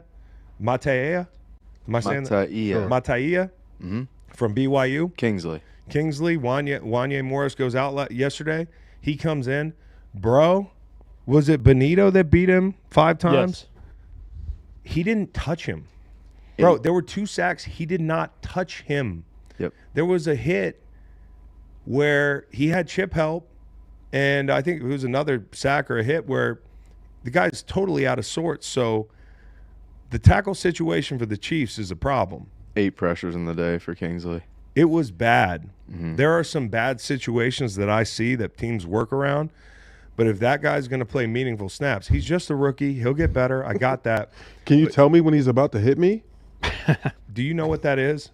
That's him obviously talking either to, I don't know if they were on their sideline, but or to like one of their old linemen. No. Who was he talking to? I think he's talking to the official. And this is good. I'm glad you brought this up because many of people on the internet got fooled by this thing. You're joking, right? No, I'm serious. You think he's talking to the official like jokingly or? No. See, none of these things. This is a Okay. great educational moment. He played in the NFL. Okay, there are people that like Dov Kleiman is just fucking. He's like a misinfo whiz right now, dude. He's out here like, look what Mahomes said. And then all these fucking people that think the game, there are people out there that think the Super Bowl is played in a hangar.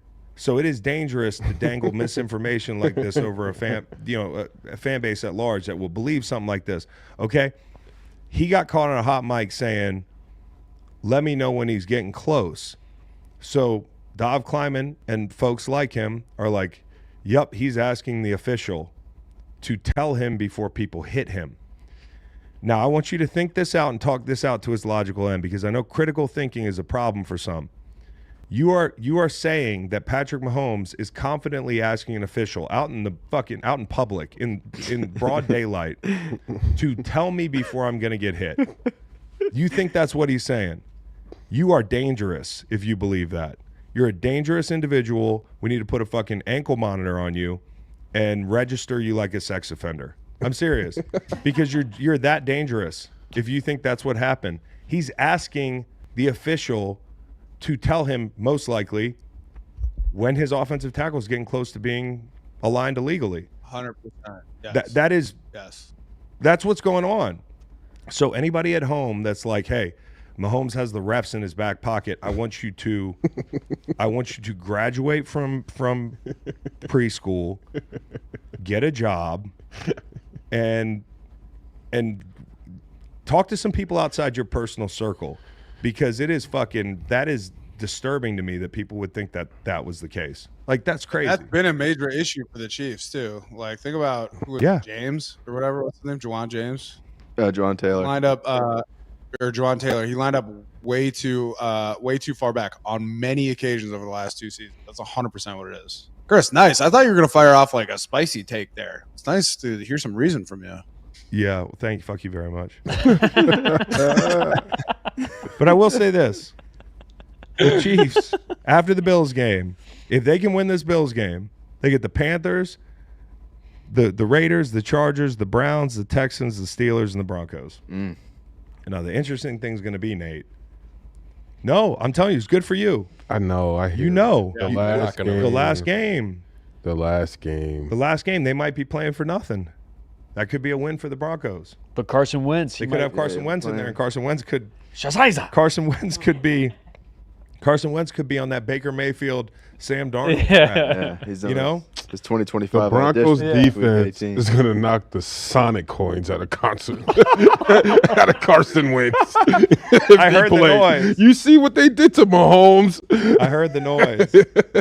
Oh, man. No, they did. They knocked the shit out of If only. I just feel like I'm going to be really invested in that last game, and I really wish that they would just have 9 wins before that game. That's all I want for Christmas. Yeah. Is the Broncos to have 9 wins before that last game. Yep. That's it. Now, there's people in the chat that probably are mad that we burst your bubble on the Chiefs conspiracy. You were at the water cooler this morning like, did you see the Chiefs? They got another call. Mahomes is asking them, he's got the officials telling him when he's going to get hit. A bunch of people going back to their cubicle like, can they do that? You got to stop. You must be stopped. You at home, you got to be stopped, bro. Dov Kleiman has to be stopped. You know? Freedom of speech. I'm not gonna lie, Dov, he's good at engagement farming. Can't lie. He's really good at it. Because I quote tweeted and I was like misinfo. And that to me, mission accomplished. Mission accomplished, bro.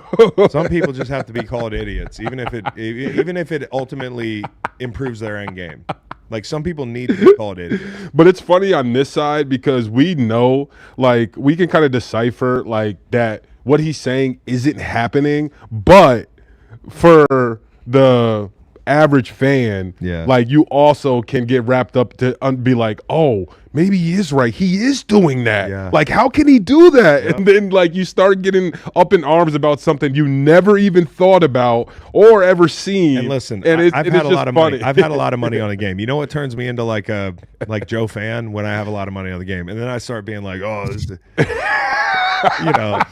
So I totally get it, but I would never hear that and be like, yeah. I know Fax 100% thought that he was talking about the that he was No, gonna get hit. I honestly thought he was yelling, saying like, "Yo, like if this dude has a free line to me, someone yell and like let me know that I'm about to get hit." Like I thought it was a situation like that. But what you guys are saying is probably what happened. Just No, trying to- yeah. What was alignment, funny is you alignment, thought it was assignment. something like not A or B. It was something else. Yeah, You but know, no, not what they were saying. You thought he was No. saying it to a guy on the sideline. like hey, like you guys yell if you see a free rusher or something like that. Like Yeah. let me know before which I'm would about be to get hit. kind of the whole. Well, you know, on the sidelines, we love going pass. Pass, run. Run. Exactly. I mean, it helps out the guys That in the happened game. a lot more. Remember in high school, you'd be all over that. Yeah. Ball.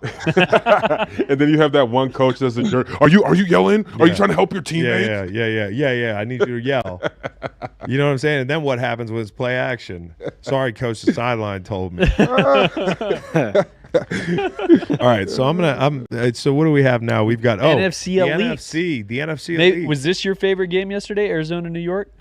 Well, it's my favorite game that I watched, like kind of like from side eye. Yeah. You know, because I still got to get into the all 22 of this game, but like we had it on because the nice thing about the 4 p.m.s, there's only like 3 of them, and Lord knows the Chargers win is a flyover. I'm sorry, Chargers fans, y'all are awesome, but we haven't gotten to that game yet, so that's going to be later in the show. Watch, our engagement's going to tick down, like our retention's going to tick down like a little bit. Like a few Chargers fans are leaving the chat. But I will say this. The dumpster fire getting bigger. Which one? The Jets. Oh, bro. I was going to do this whole breakdown and just not talk about the Jets. Oh. Which is like the ultimate disrespect now.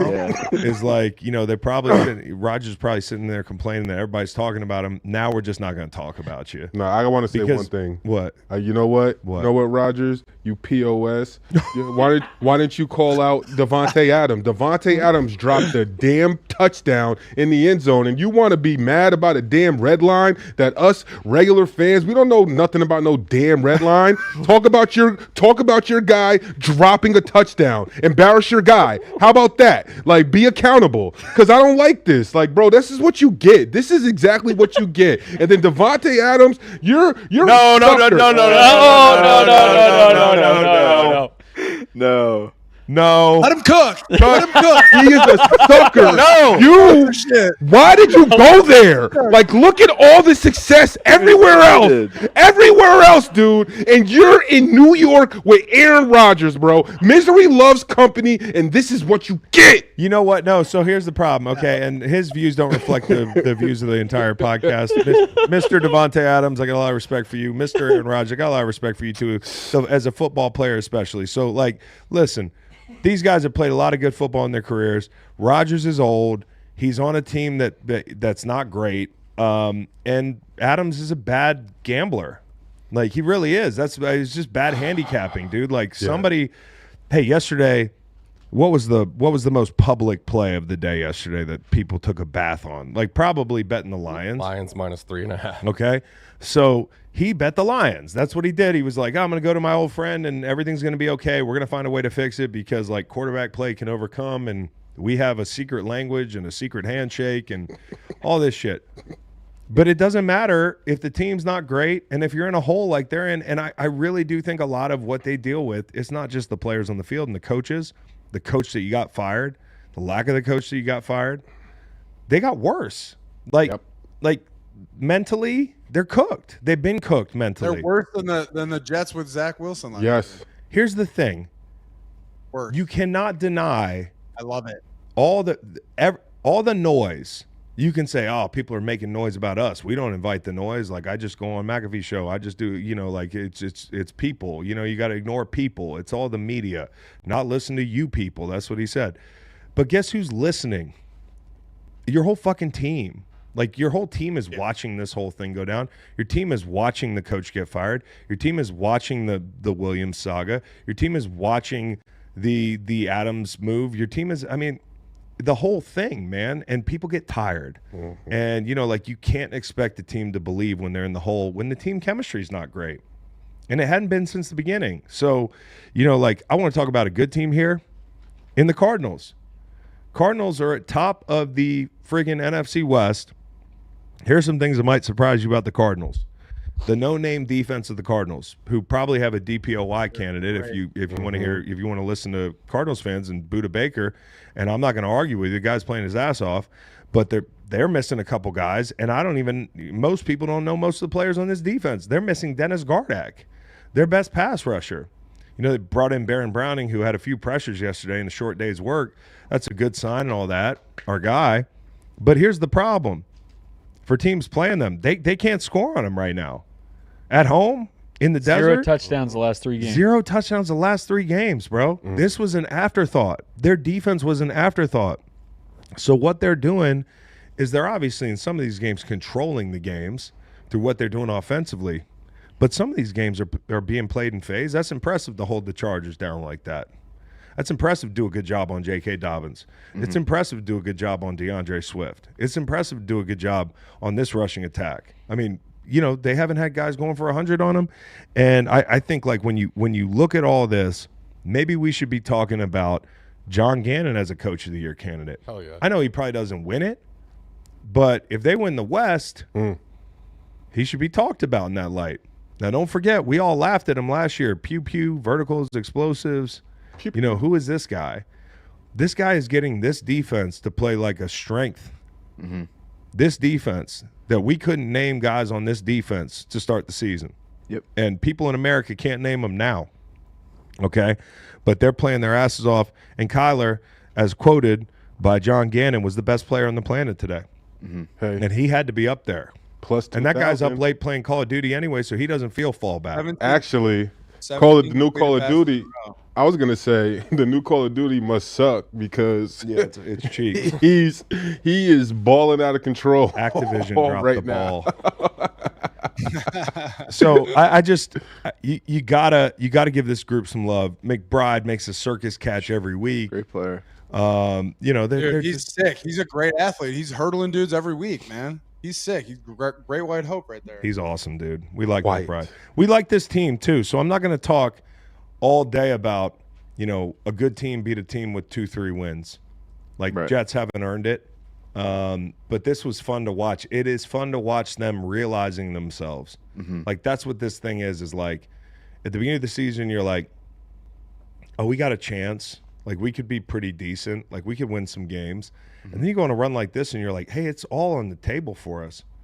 And, you know, they didn't make any big splash moves before the deadline. It was Baron Browning. Right. You know, so they like the guys they have. He's coaching them up, and they should be very proud of themselves because this is a damn good run when it matters in the NFL. The NFC West is ours. Yeah, because you remember the thing about the Cardinals? What's the book on the Cardinals? They get weak down the stretch in the past under Cliff. They fizzled out. You know, whether it was Kyler getting hurt or whatever, it was style of play. James Conner, he didn't run the ball for a bunch of yards yesterday, but he caught the ball out of the backfield, had 100 scrimmage yards or whatever it is. Yeah. Like, they are physical offensively. They're also explosive. And defensively, they're playing sound football. And so good for the Cardinals. They their defense had allowed double digits in 50. Marie said, I got to fix my collar. Let me do that. There have been a couple comments. You guys can People have finish. been going. Well, in it's on you in the amazing. chat about that. Yeah, you know, a bunch of little Napoleons in this chat.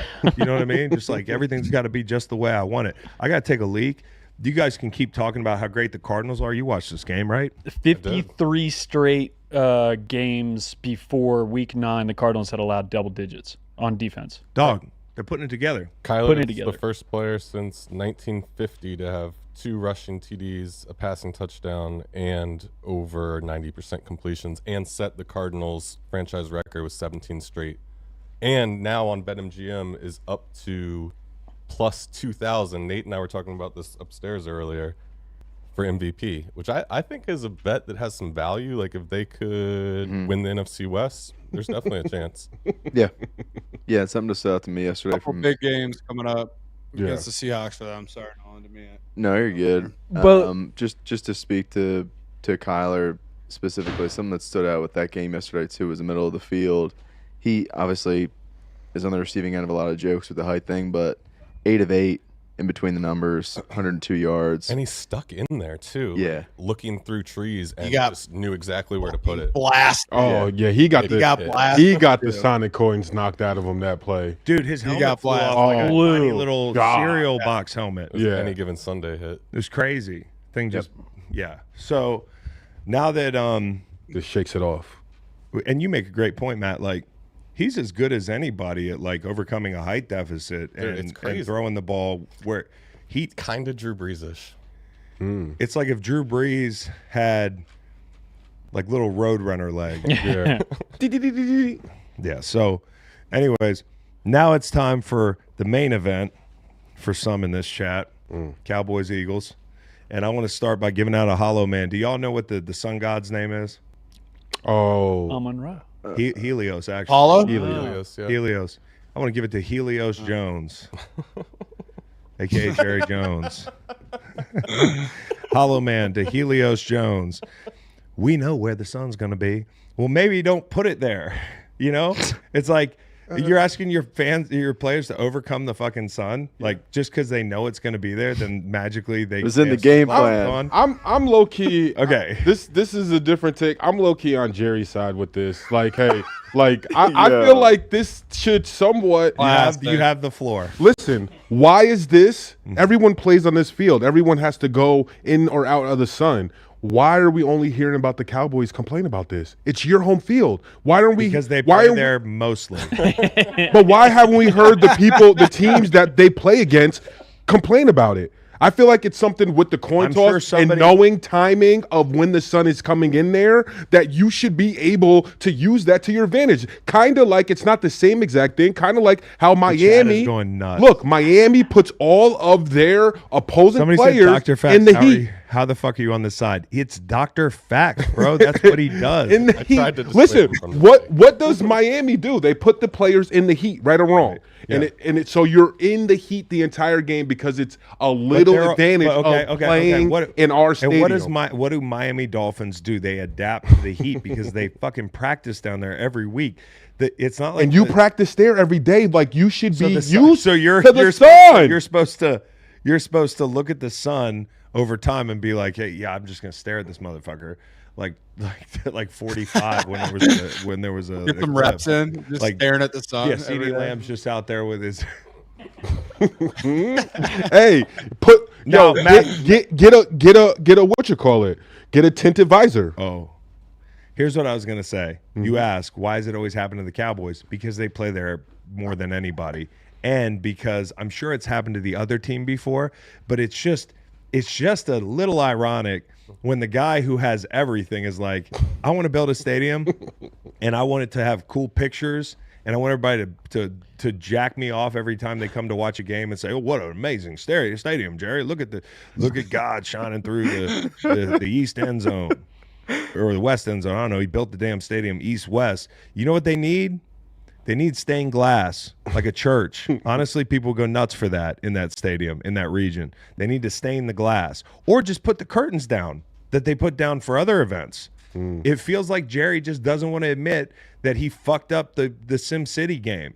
Like, What if that was- like he basically is the worst Sim City player? But look, you want to All keep time. it. You want to keep it real, CD. Win a game before you request something like that. How about What if- that? That's Who's so. How keeping about it? that? The reason you're not hearing opponents complain is because they've been getting their teeth kicked in. Again, Yeah. giving up 40 Exactly. points a game. So you guys can't request nothing right now, losing like the way you are. Don't ask for stuff. Win Then some Jerry games. can't ask for the players to play better because you designed the team. You designed the team.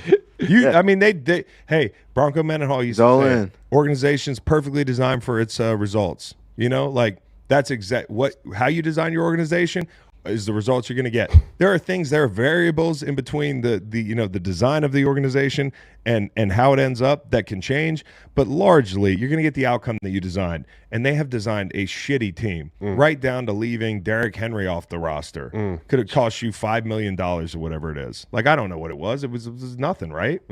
So, So like, Affordable. yeah, it's and letting Dan Quinn get away. It's another situation now where you're like, we're talking about firing Mike McCarthy. Okay, well, who's going to take over for him? And maybe you should have done this last year and given Dan Quinn the damn job. And I want to say this right now. Paint me a picture where Mike McCarthy turns this thing around. You can't. So he's inevitably going to get fired. Speaking of so that. do it right now. Now, what I'm going to say is this. Jerry Jones is diabolical in this way, I think, where he's like, I'm not going to fire the son of a bitch. I'm going to make him coach this terrible team. I'm watching him on the sideline. Look at his play sheet late in that game with Trey Lance in the game, and I'm just like, what is the inner monologue of this man? If you're a Dallas fan, you can leave the room. You can break your TV. You can chase on the Sunday night game. You can do whatever. You could go do drugs. If you walk outside and smoke a fucking big cone. But if you're Mike McCarthy, you got to sit your ass there with that Denny's menu and try to figure out what play your shitty team with no run game and now Cooper Rush and Trey Lance playing quarterback is going to work at home. You give up 40 points a game at home. Since the game that they lost to the Lions, they have not won or beat the Lions. They haven't won at home. I've never seen anything like it. They've led for like 3 minutes. Okay? This team is terrible. Piggybacking off of that. And I'm so tired about being an adult and being gaslit into believing that this team's supposed to be something. I'm so sick of watching the Cowboys, bro. They have so many primetime games left. Like, I love watching football on Thanksgiving. They about to I get don't know if I flexed. can fucking stomach watching. And Cowboys. you know, can we some legislation or something, you know? Can we flex teams out of primetime games? Like I'm talking about out of Monday night. Out of Thanksgiving. Yeah. Like we don't Out of need Thanksgiving. we don't need to see them. They should lose their Thanksgiving rights. Honestly. They should stop. Agreed. They should stop expecting the Giants and the Cowboys to be more than decent every year and putting them in this many. It's true. primetime They games. truly are America's team because in this country, you can live off the past like a motherfucker. Like you know, you're just supposed to be the Cowboys. Everything's supposed to be America's team, holding us hostage. Yeah. They're taking away our freedoms.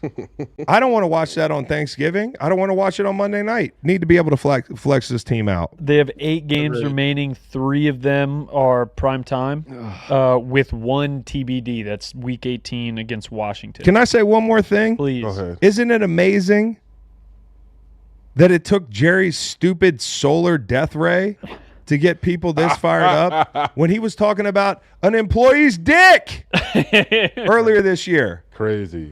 And everybody was like, oh, that's fucked up. And I think we need that kind of discourse, though. Like, I think that's good for talking the about NFL. each other's dicks.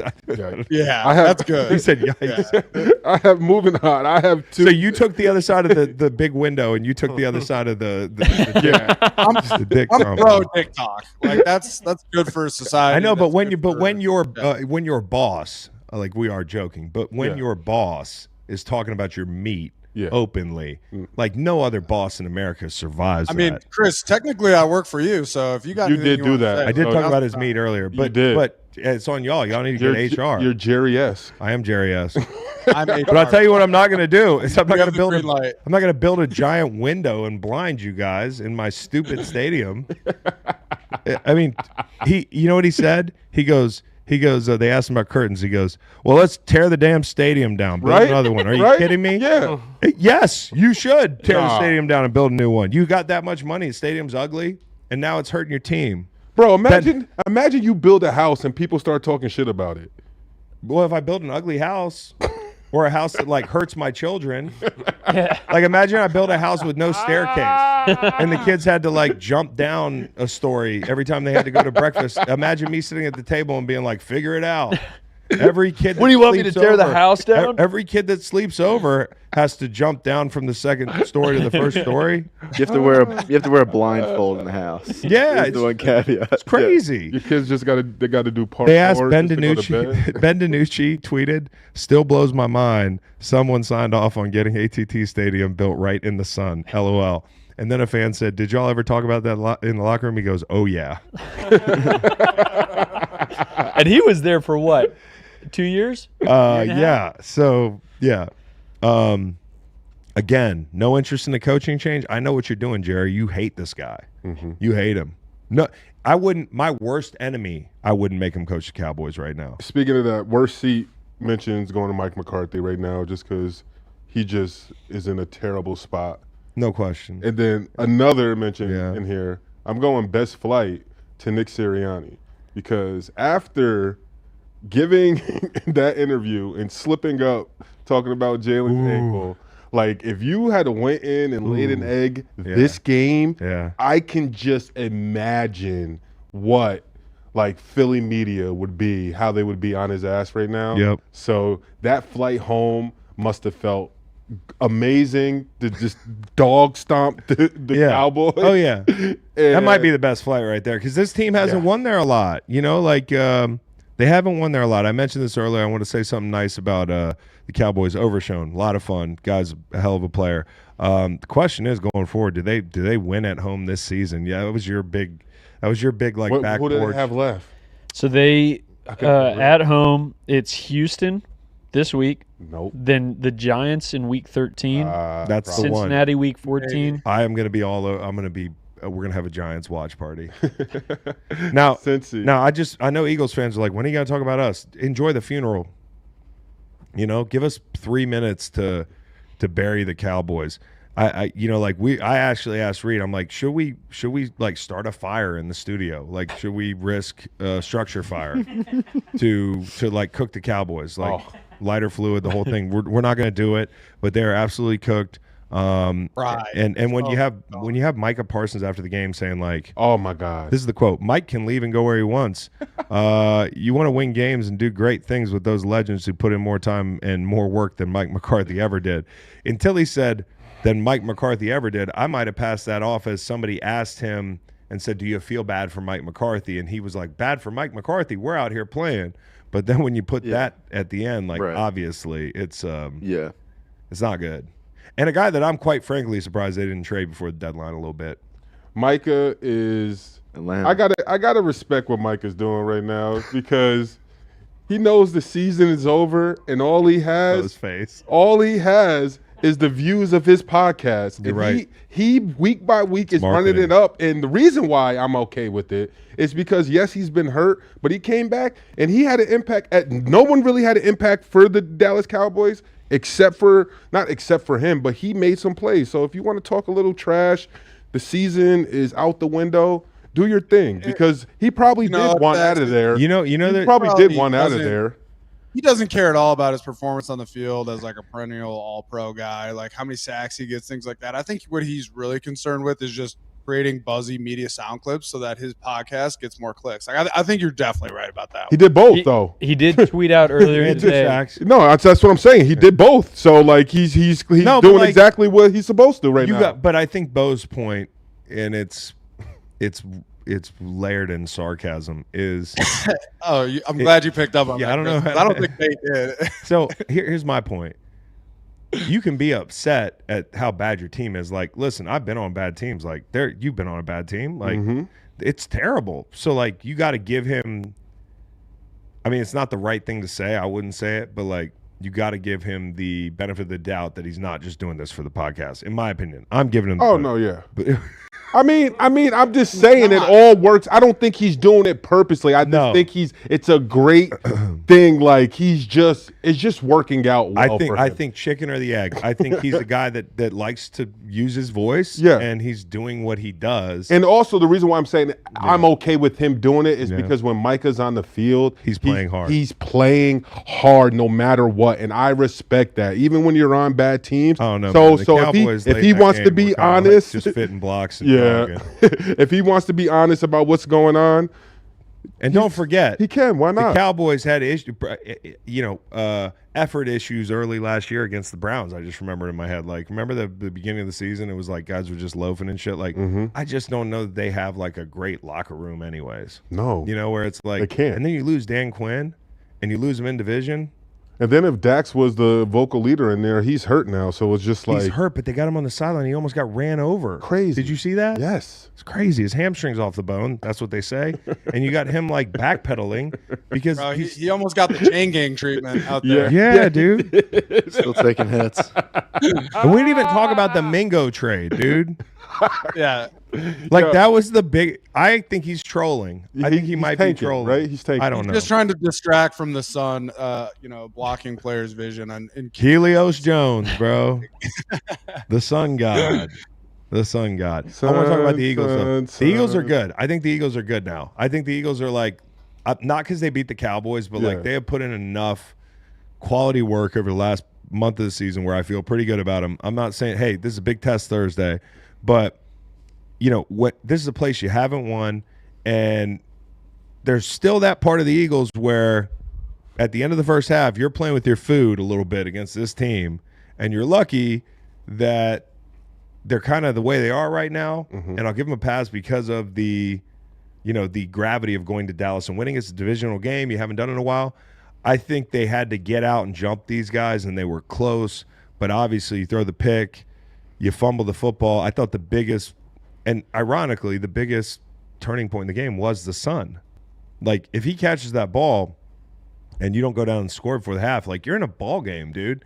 And I thought going 85 yards in 84 seconds or whatever it was, biggest turning point in the game.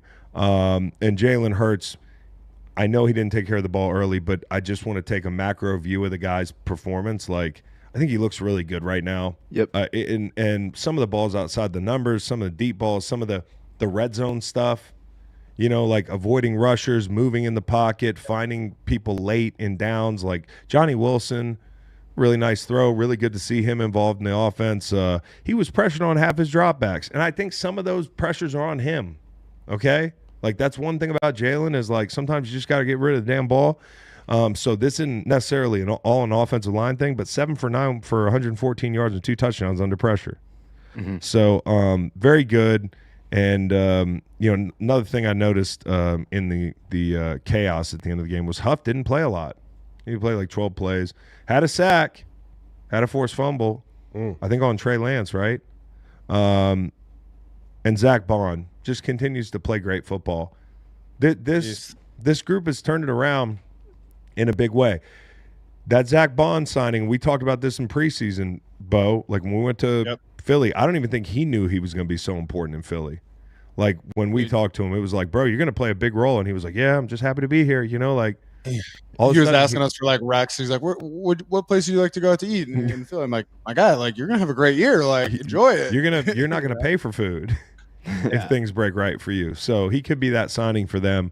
Like the Eagles just played their asses off in a situation where you had to have it. And Saquon Barkley, he's electric with the ball. And one more thing, Saquon Barkley going to give Johnny Wilson the ball after That's awesome. That's a little thing, but boy, does it speak volumes about who he is. Great Guy awareness. scores a touchdown. Hey, gets rid of the ball. Like Saquon darts over to grab it, chases him down. He's like, hey, you're going to want this ball. The guy scored 100 times. Mm-hmm. He's a great teammate, and the vibes are high on the team right now. And to your point, Nick overcame one of the worst sound bites of the year. I was talking about another thing is what he said. I was like, what, bro? That's the best you got to get out of this little pickle? I was talking about another thing. So nobody cares if Hey, you gotta pull that one out when you say some dumb shit around Meg next time. Oh, just it'll work. the Sirianni. It'll work. She'll be like, I think I saw that in a Nick Sirianni press conference. That's the problem with marrying a Philly girl or South Jersey. So, all right, listen. Tampa Bay? Tampa Bay. Tampa Bay and San Francisco. I feel for your team, Bo, because they've had a real gauntlet here, and they've been damn close to pulling a couple of these out. So close. And I'm okay. I'm an Eagles homer. All right. I'm a Bucks homer too, man. And I feel like they're gritty. Like they've been playing hard. They're bringing these good teams down to the wire. You lose your best. I think Tristan Wirfs is one of the best offensive linemen in the NFL. I think I'm hearing MCL spraying for him, but like he's a tough motherfucker. And when you see him kind of limping off the field, like it's a really bad sign. But it's tough for Tampa with just to lose these close games in this heartbreaking fashion. But they're playing so well without their two top guys in Mike Evans and Chris Godwin. But what I love about them and why I think that they're still going to be okay is like, dude, their rushing game, like Bucky Irving is sweet. And I think I was hearing a bunch of Bucky chants while watching this game. I don't know if I've ever in the last, 6 years or whatever heard of, like Ray J chanting an individual player's name, especially a running back. Ray the J. rushing attack. Raymond James Field, baby. You can't say that. Rushing About Ray J. And we were for the love like Ray J. You're going to but make Bucky my Irving is sick. redacted explode. Do you remember that? Before we got. Y'all never saw that I'm with video? Yeah. Some people pretty young in here that might not remember that video Oh, is there like a Ray J video or something? from many years What ago. you're talking about? Many years ago. Oh. Yeah, it's sex tape. Oh, yeah. But no, I've never heard a person chanted at Raymond James either. I mean, like this guy's he's got their heart, Bo. He should. He's twitchy. He's good. And then, they have White also. And then the young kid who I think is also good too. Please Tucker. What's his name? Like Sean Tucker. My performance. Sean Tucker. But the Bucs are close. And that's kind of what I was getting at here. Like despite, losing two guys, I don't think the defense is playing as well as they should, frankly. They're losing guys. They're losing close games, but they're still playing well offensively. And I think they can put it together here over the course of the next couple of weeks. I mean, they're so close, man. They're close, man, and they do have some favorable games left on the schedule. And They've got a bye this week, so that'll help Tristan Wirfs. Falcons lost. And Mike Evans back, and Falcons losing is a big deal. So, but like again, when you put it in that perspective, if I'm on that team, I'm like, damn, the Falcons lost, and we were right there. And of course, Moody missed some kicks. And Nate, did you see Debo? I love it. You like it? I love it. I absolutely love it because you know why? Why? Because tell me if I'm wrong. Tell me if I'm You're wrong. You're You're wrong. Every You player, are wrong. every player on the sideline, when a kicker misses a big kick, they absolutely want to do what Debo did. I guarantee you at some point, no, but like he did it at the right time. He let him miss 3 kicks, and then he did it, and guess what? He made the game winner. Because you don't want to be bullied. You're fucking scared. Whatever the reason is, I like it, Debo. I absolutely like Do it. you remember when you went Al Sharpton on me in here because Max Crosby touched a coach? That's a coach. That's a coach. That's a coach. A coach can't fight back. A player, I would have had no problem with that kicker trying to sock Debo back. Bro, it happens. You fight your teammates. You like things. Yes, that should have happened maybe in the locker room, but Debo knew in the moment, hey, we're not gonna lose this game, and you're not gonna be the reason. So I'm gonna let you know that you need to make the freaking kick. You need to make the kick. Put that in the Take Hall of Fame. So guys don't want to. I'm not going to get animated because I know you're wrong. It's like if I know I can beat somebody up, I'm not going to yell at them. Right. Like, guys definitely want to do that. Maybe they don't do it because we've never seen it. They don't. But Debo said enough's enough. That's embarrassing, dude. It's embarrassing not. to throat shove a kicker No, it's or a not. long snapper. Yes, Nope. it is. I don't think so. well, no, well then it's law then. If you don't think so, No. you've never been How wrong. is that on ever this a good show. look? You're telling me. So, do you think that if Debo hadn't done that, this kicker wouldn't have made the game-winning kick? We'll never know. We will You never think know. that helped him perform better in that situation? Yep. Yes, I think fear. Somebody said fear said- helps people perform better at times. Somebody said even when he's wrong, Fax cooks. I'm just saying, man. I'm just saying. Nah. And that is going. No, you can't. And here's my thing with the Debo thing. I've seen a lot of people fuck up on that team over the past few years and make big mistakes, and he's not choking them. But the snapper, you choke the snapper. Like that's what we're doing now. And then walk away. And then walk. And then you walk away. And the You know snapper. why? You know why? The snapper's 'Cause you're barking at him sitting- the entire time, Bro. This guy won't even fucking get up in the snapper's face. He's gonna walk away after he wrote. Because you know what happens? Yo, guys on the sideline, when a kicker, when something goes wrong, what goes through your head is when you're in camp and you're at practice and you're sweating and you're dog tired and you look over and team kick is swinging golf clubs or they're over there doing No, some BS. I understand. Like, you know I what understand mean? how upset you are. But if and then they kick a 61-yard field goal to beat the Giants, and then you fucking love them for the rest of your life, dude. Yeah, like then you should be. And also, by the way, like you're one of the worst teams in the red zone in the NFL. Yeah. So how about scoring some fucking touchdowns in the red 29. zone? Yeah. Yep.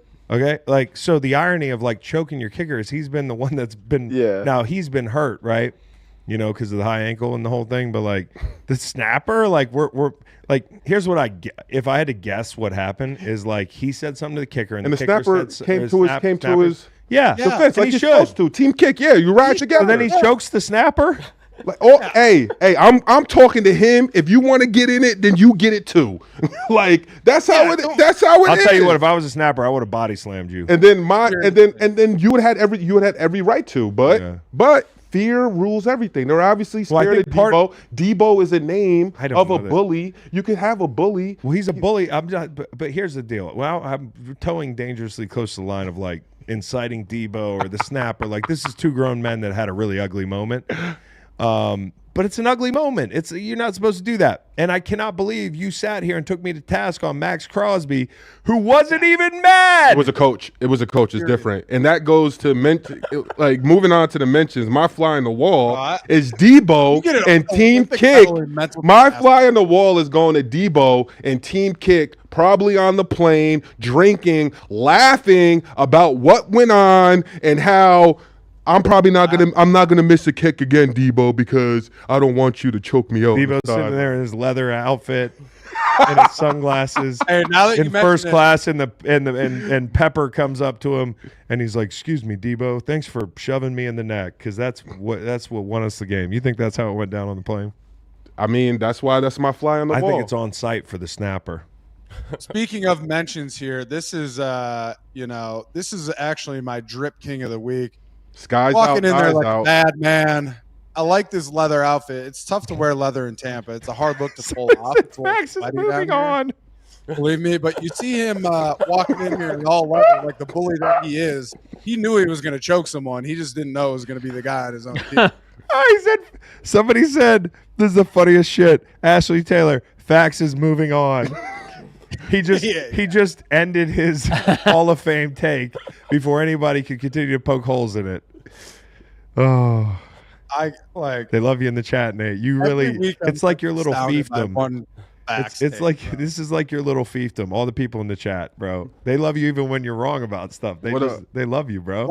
Let's say hypothetically, it's a white O lineman shoving a black DB on the sideline. How's that going to go over on this podcast? A black quarterback. Wait, what's the context behind the shove? Like, is it the DB gave up a third deep ball?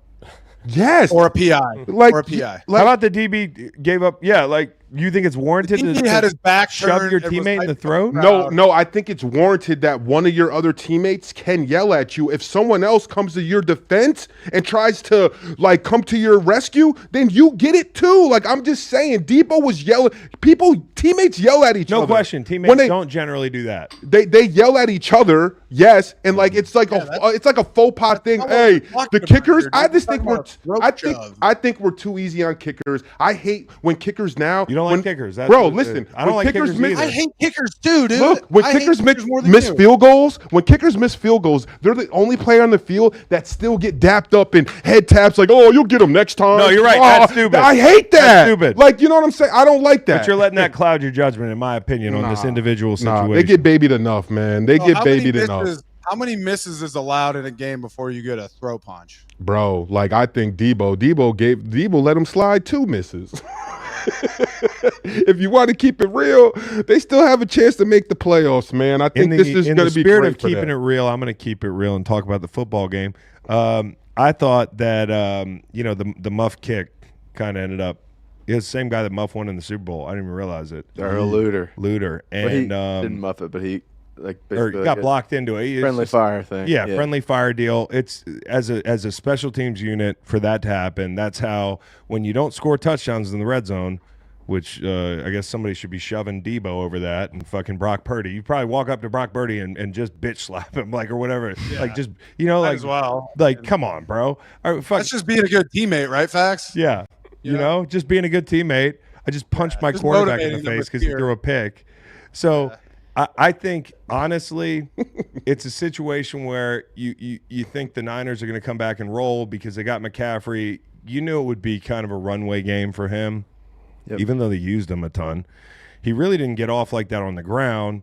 Kind of just overall a factor in the game. I think you could definitely tell the difference. And Pearsall went off. Yeah. Pearsall, huge for him.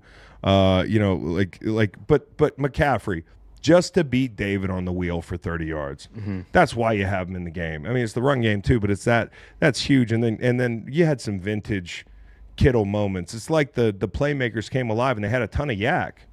182 yards. They had a ton of yak. We've talked about they haven't had as much yak. All of a sudden, they got a bunch of yak. And I also think one thing that was really interesting to me was I thought Brady did a great job talking about Bosa's ineffectiveness through 3 quarters. Bosa, obviously, if he wants to and he has a one-on-one, is going to abuse both those tackles after Wirfs leaves the game. Like, he's just a different class of player, okay? But he's not getting home. He doesn't have a pressure. And I thought Brady did a great job talking about him in a way that, like, from a quarterback's mind state, which is like, I can take quarterback in the passing game, you can take rushes out of the game. Like, we've all been in games where you feel like you're coming in, you're like, it's almost sometimes when you have a big advantage, teams get the ball out quicker and work around you more, and you have a worse day. And I think that's what was going on for most of the day. Quick answers. And then late in the game when they absolutely had to have it, of course, he breaks loose and he's got a sack, and then he's chasing Baker for his dear life. That fourth and 7. That was a heroic play from Baker, though, Chris. Yeah, that was a great play from Baker. And sorry to interrupt you, but like I just want to mention, I thought it was very interesting the contrast between Brady in the booth kind of giving Baker his flowers a little bit this week, compared to earlier in the season. I can't remember which game it was. I think it was week 2. Right. Yeah. When he was dogging everything Baker was doing. He had his personal vendetta because of the comment that Baker made about how like the Bucs brought him in to like have fun and things like that. And Tom's like, you know what's fun is winning Super Bowls. And so I thought that was interesting. But dude, I love Baker, man. Like I thought that play at the end, that I think it was like 4th and 7, where he's stiff arming Bosa for like, you know, from the numbers to the sideline, and then was able to get the ball off and convert it. It was nice. Like that was a good play, man. Understatement. Maybe the best throw of the season in a crunch time situation when you think about who's draped all over him. Seriously, it's not a tough throw, but the unlikely nature of like Baker Mayfield stiff arming Nick Bosa all the way to the sideline. And to Bo's point, like it was a long time. I think Nick Bosa is worried about the horse collar. I think he's worried about a face mask. And he's trying to get the ball out. I think he's worried if he traps his arm down, he might not get him. You know what the internet is saying? What? He just doesn't want to tackle a white quarterback like that. Really? Is that you think what it is? They said if that was the show, that would have taken him down.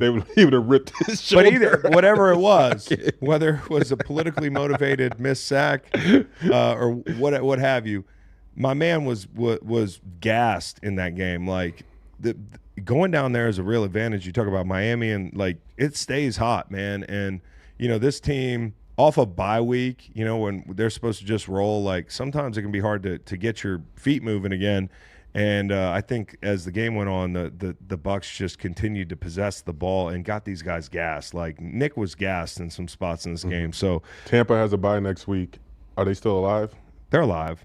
They are? Yeah. Think so? Yeah. They've got a pretty You don't favorable. think so? I was looking at their. No, I'm just I mean, asking. they got a bye. They got the Giants. They got the Panthers. They got the Raiders. Looking nice ahead, play. their next real big one will be at Chargers halfway through December. I mean, the Chargers are good, man, but like they have some time here to like breathe a little bit in the bye week, kind of get healthy a little bit with Wirfs and hopefully Mike Evans, although I don't think he'll be back for a couple weeks still. Yeah, I kind of make a late season push. Like I How feel long good do about hamstrings take to, like, if your hamstring's off the bone? Like, how long does that take to heal? I don't know. I'm not that fast to where I've ever torn my hamstring. Oh, okay. Yeah. Like, Usually I don't know. My strains are slow. They just build and build and build. But we should say this, like, the one thing the Niners you have to worry about with this team is defensively, not only are they down some guys up front, they just don't look the same as a run defense, but they have struggled on 3rd and long. And the Bucs are one of the best team on 3rd and long in the league, which I didn't realize. And, you know, as the game went on late, like in some of those key situations when they were converting on 3rd and 7 late in the game, like twice, once on a penalty, once on a completion, the 4th and 7. That's a problem for this team. You know, like if you get people in 3rd and long, you got to be off the field. That's something they haven't done a great job of. Akin to the Kansas City tackle issue, I think that's one issue that's worth keeping your eye on with the Niners is like, can they get off the field on 3rd and long? Which is kind of funny when you think about the Niners historically with the front and the whole thing. Like they have not been as good. So Purdy deserves some love. He played his ass off. That jump pass for the touchdown, it is truly one of those deals where you're like, if Mahomes did it, You know, Big- sometimes he makes those throws Big where purr. you're like, you know, he's off platform, he's scrambling around, like he's keeping it alive, like he's got the ball for 9-10 seconds in the red zone, just buying time.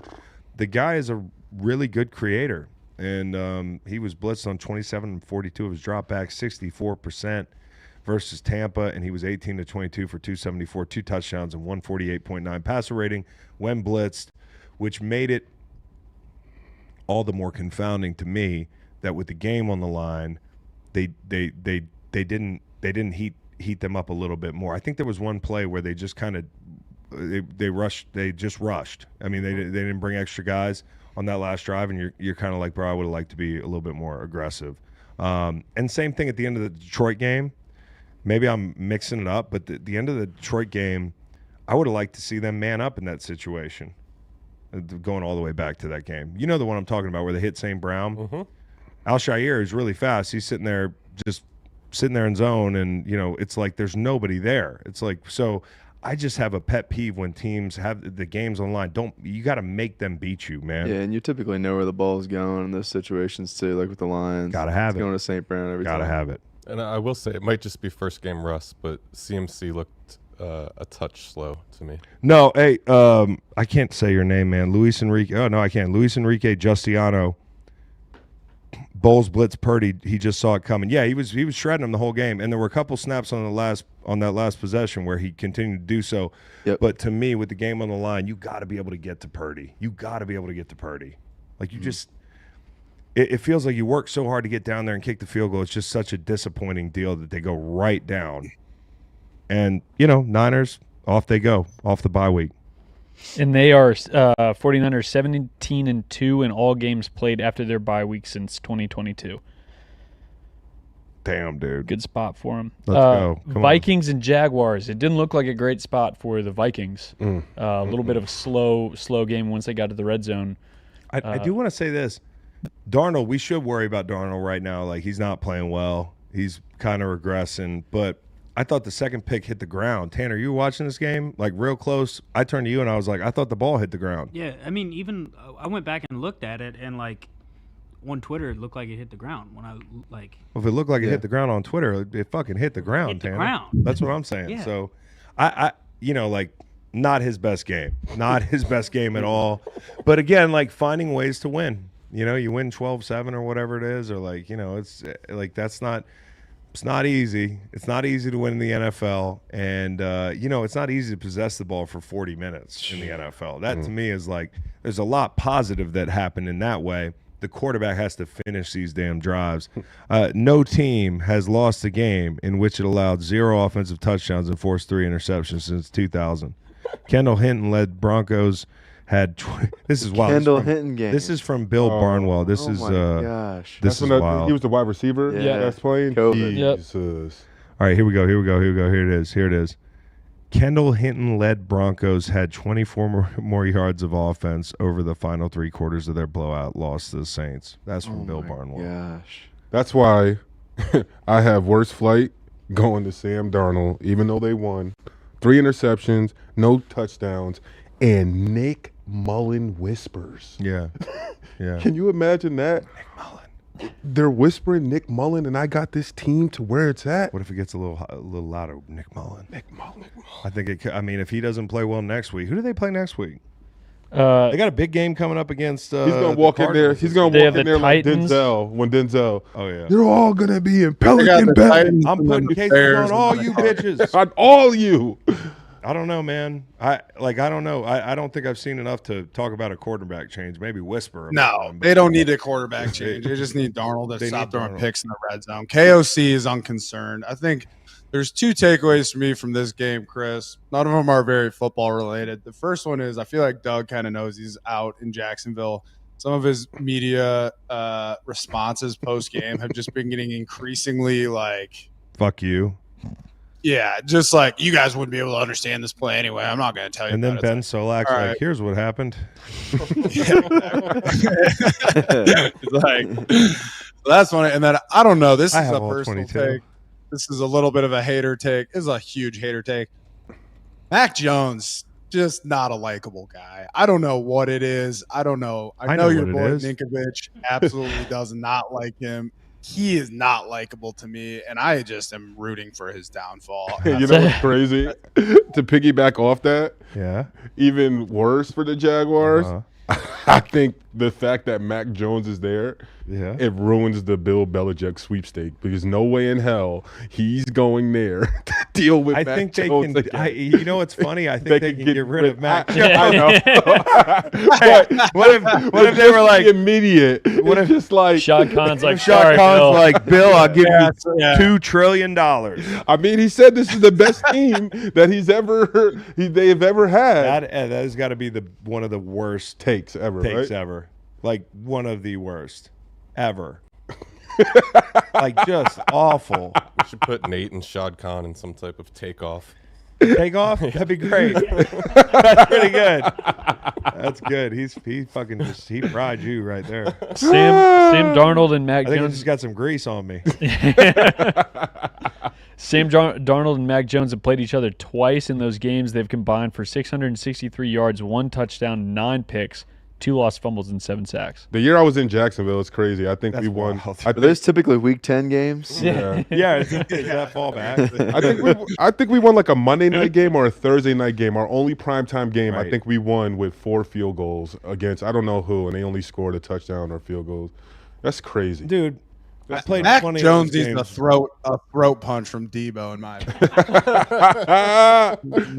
Nah, the one person that can throat punch him, he needed to get throat punched the way they ended the game. Our guy at 44. Oh, what are you talking about, Trayvon? Yeah, he got a personal foul, like to give them a first down to Yeah. end the game. Very, Hey, it's frustrating to be on very. that team right now. I got to tell Yeah. you, I mean, Yeah.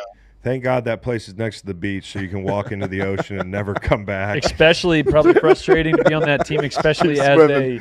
What was the award we gave out last week? What was- The Glenn Ray Simmons. Glenn- Yeah. Oh, That's yeah. it. Has to be especially frustrating to be It's on that real. team as a Glenn Ray Simmons honorary. nominee. Yeah. No, Yep. I know, but Damn. you know he's gonna get paid at some point, and people see you, Trayvon, man. You're playing well, and then I just, you know, I don't know what else you can say about that. Like the Jags, man. Like it's my old ball coach. It's our old ball coach, but everybody knows where this is going, right, Bo? Like we know where Yeah. this is going, Yeah.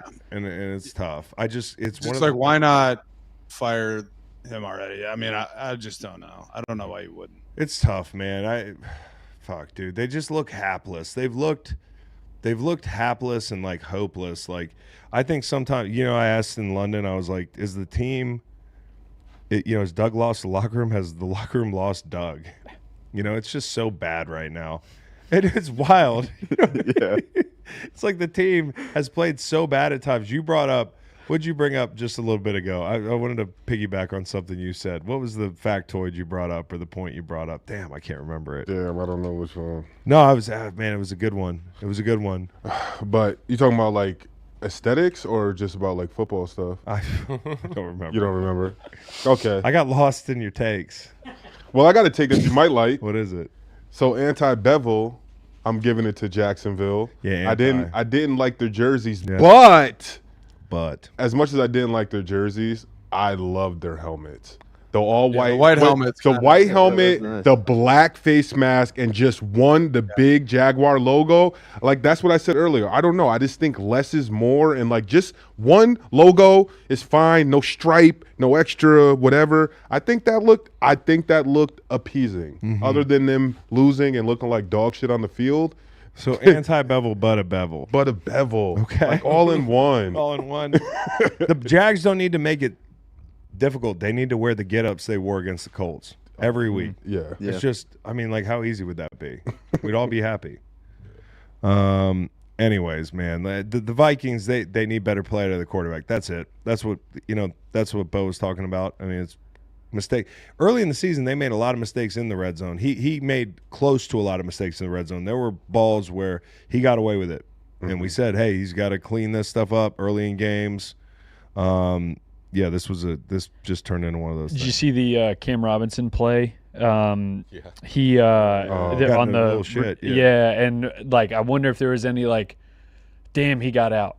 damn, he's on the, and maybe he gave it back like I was the one who's, you know, look at me. No, look at me. I'm way happier now. My team beat you 12-7. Right. And we just got done with a month where we lost twice in a row, came out of the bye week and barely – how many games have they lost now? 2? Mm-hmm. You know?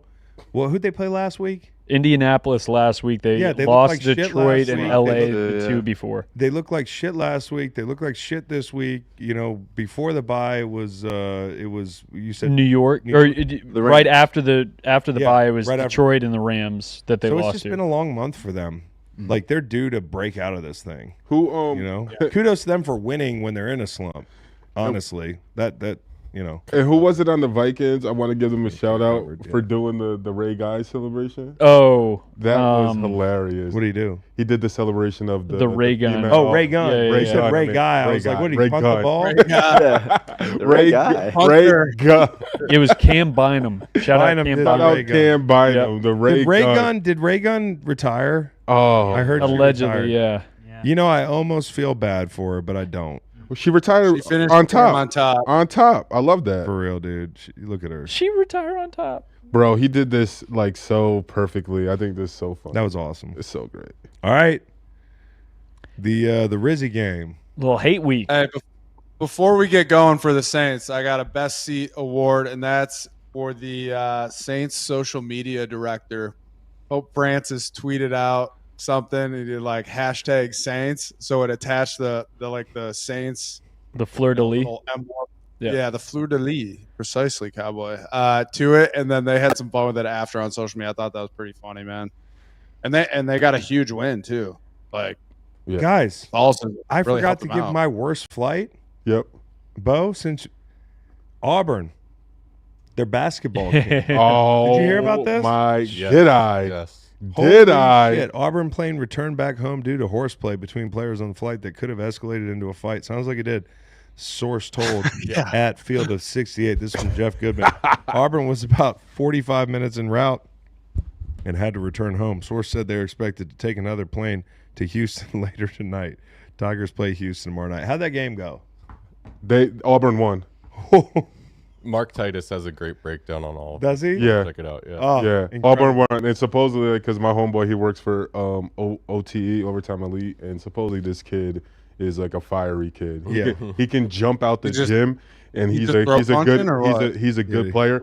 Somebody miss a free throw in practice? No, he's it's more that he's an ultimate hater. He thinks he's very good, so like when other guys are good around him. Oh, this is inside intel. Yeah, inside intel. Really? Yeah. But like also like if you see the game before, there's guys on the team that are hitting shots and him on the court, he's visibly like against Vermont. He has like the worst body like bro, you would be like, yo, like what the hell? And the guy who's hitting I shots. noticed that about Kelly Oubre.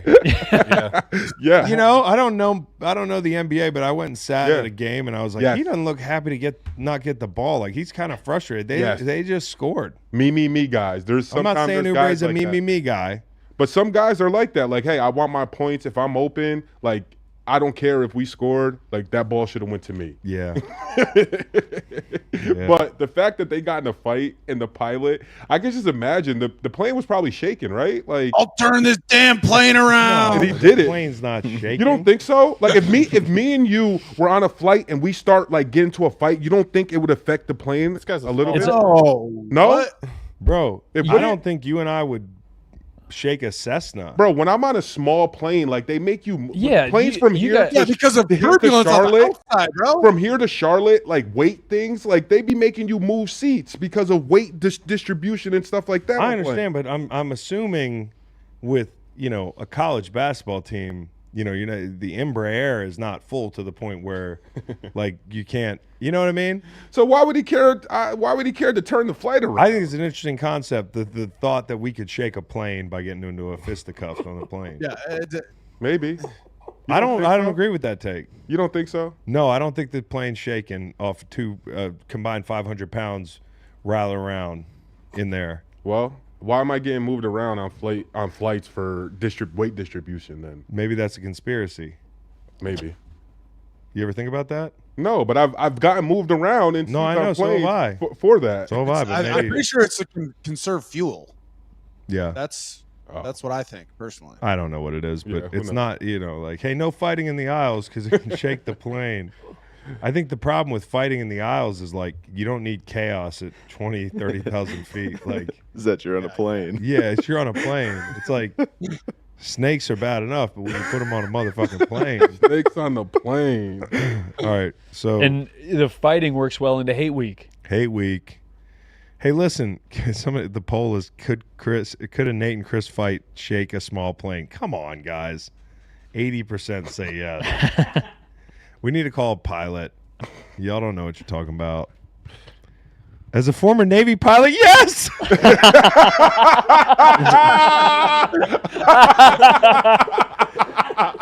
Hey, Ashley Taylor, can you please respond when you hear this question?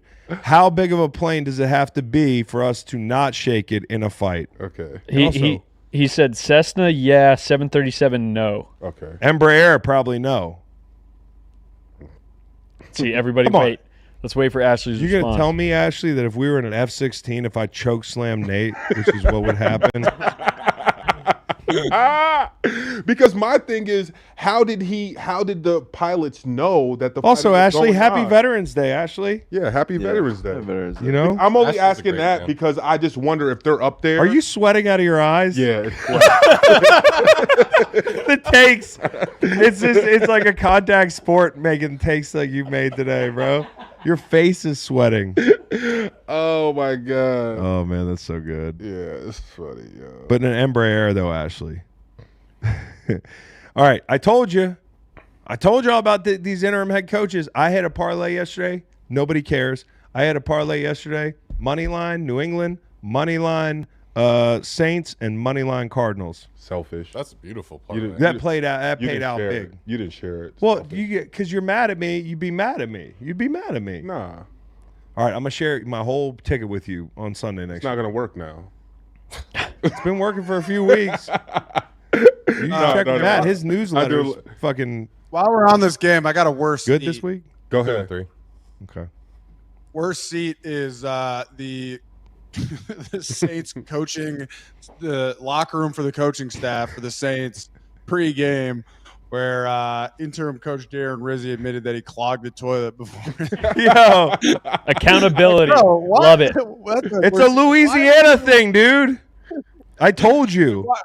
Yeah, but like, why do we need to know that? I don't know. I don't get it. No, he what's didn't up with mean. dudes? I just want to be clear.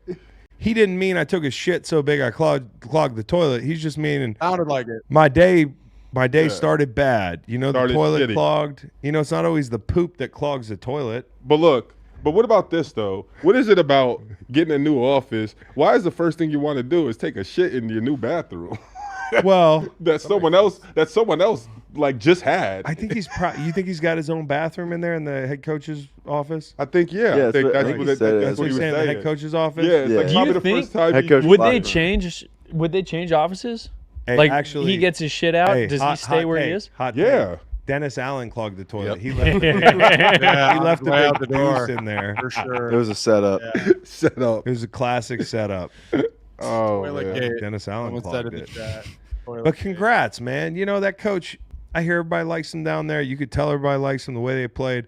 It's a really dangerous spot to play a team like this with an interim head coach and the whole thing. So, They blocked a field goal, which got to feel good as you're the special teams coach and interim coach, and you win by 3. So dude, you got to watch out for these special teams coaches, man. They really do, because it's especially. like they know everybody They in the just get locker most room. out of the guys, you know. That's what Special they're teams used coaches, to. They're always just getting the bottom of the roster and getting the most out of them on special teams. Then when they become interim head coaches, they know how to get the most out of them emotionally. Real fast, we have some breaking news Nolan found. There's a sun causing a glare in the Cowboys press conference room. So there's a shield Oh blocking my the God. sun from Mike McCarthy's face. That is a painting. Oh, That's called poetry. Can somebody? Can I commission that to be painted? Our guy Ace. Let's check in on Ace, Ace. can you paint me that exact bro. picture? We have to make a meme, and we have to put the solar death ray guy just up, Oh, yeah. up in the mirror. that thing I sent you or you sent me? That just sent you that guy who's like an Send that ex-scientist. to Tanner because we need to get that made. I Where put it's like, the solar death ray. I put my team in Yeah. the solar death ray to see if they can catch a and then all of a sudden there's like a tiny CD Lamb down right? there. Trying to catch a pass. You know how they make Kyler small? Like make a tiny CD and he's just getting, But that is so damn funny, bro. Dude. Like the Cowboys, you cannot convince me it's like we're living in a simulation. Yeah, It's incredible. yeah. You want me to tear down the press conference room? Now you want me to tear the press conference over? Mike knows where the sun's going to be. Hey, this is another game. Hey, this is another game with a kicker that might have been deserving of a little aggression on the sideline because, hey, again, cool. You were the man. You was the man, homie. First time we played, In you high hit school. You hit four field goals, Yeah. and then you gonna miss 3. Well, they had a chance. Now, did anybody punch him? That's what I'm saying. They missed the opportunity too. Oh, you would have No, been all over that if 'cause- somebody punched him. Yeah, and then exactly. we would have got you canceled. Might Yeah. be, yeah. I don't know. That would have been a hate crime. Stop Asian hate, dude. It was a hashtag and a good one. And you Yeah. Call would've- timeout. Yeah, call timeout. Call on timeout. hating- Call timeout on Debo hating said kickers. timeout on missing kicks. That's what he I want said. to call it timeout on missing. But speaking of my best seat right now, free agent kickers. Because a lot of kicks, we've been hearing a lot of doinks and guys missing a lot of kicks past weeks. And I just feel like if I'm a free agent kicker, I'm like, hey. That could just be hey. week 10, though, guys. We Line's talked about open. quarterbacks with interceptions. Week 10, kickers. Hey. Yeah, kickers too. Yeah. Kickers too. Yeah. Seriously. Great call, Bo. Hey. And that's indoors. He's one of the best kickers in the league. Daylight savings. He's one of the best kickers in the league.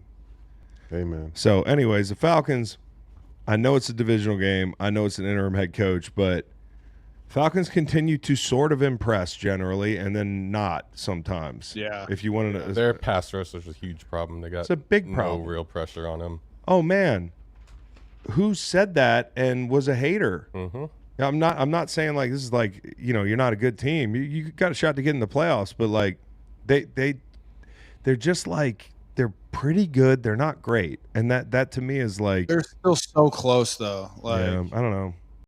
But the Saints had the feel-good story of the weekend. MDS was cut by Buffalo when they had traded for Yep. Ari Cooper, and he caught 2 moon balls in the first half. Shout out Good to for him.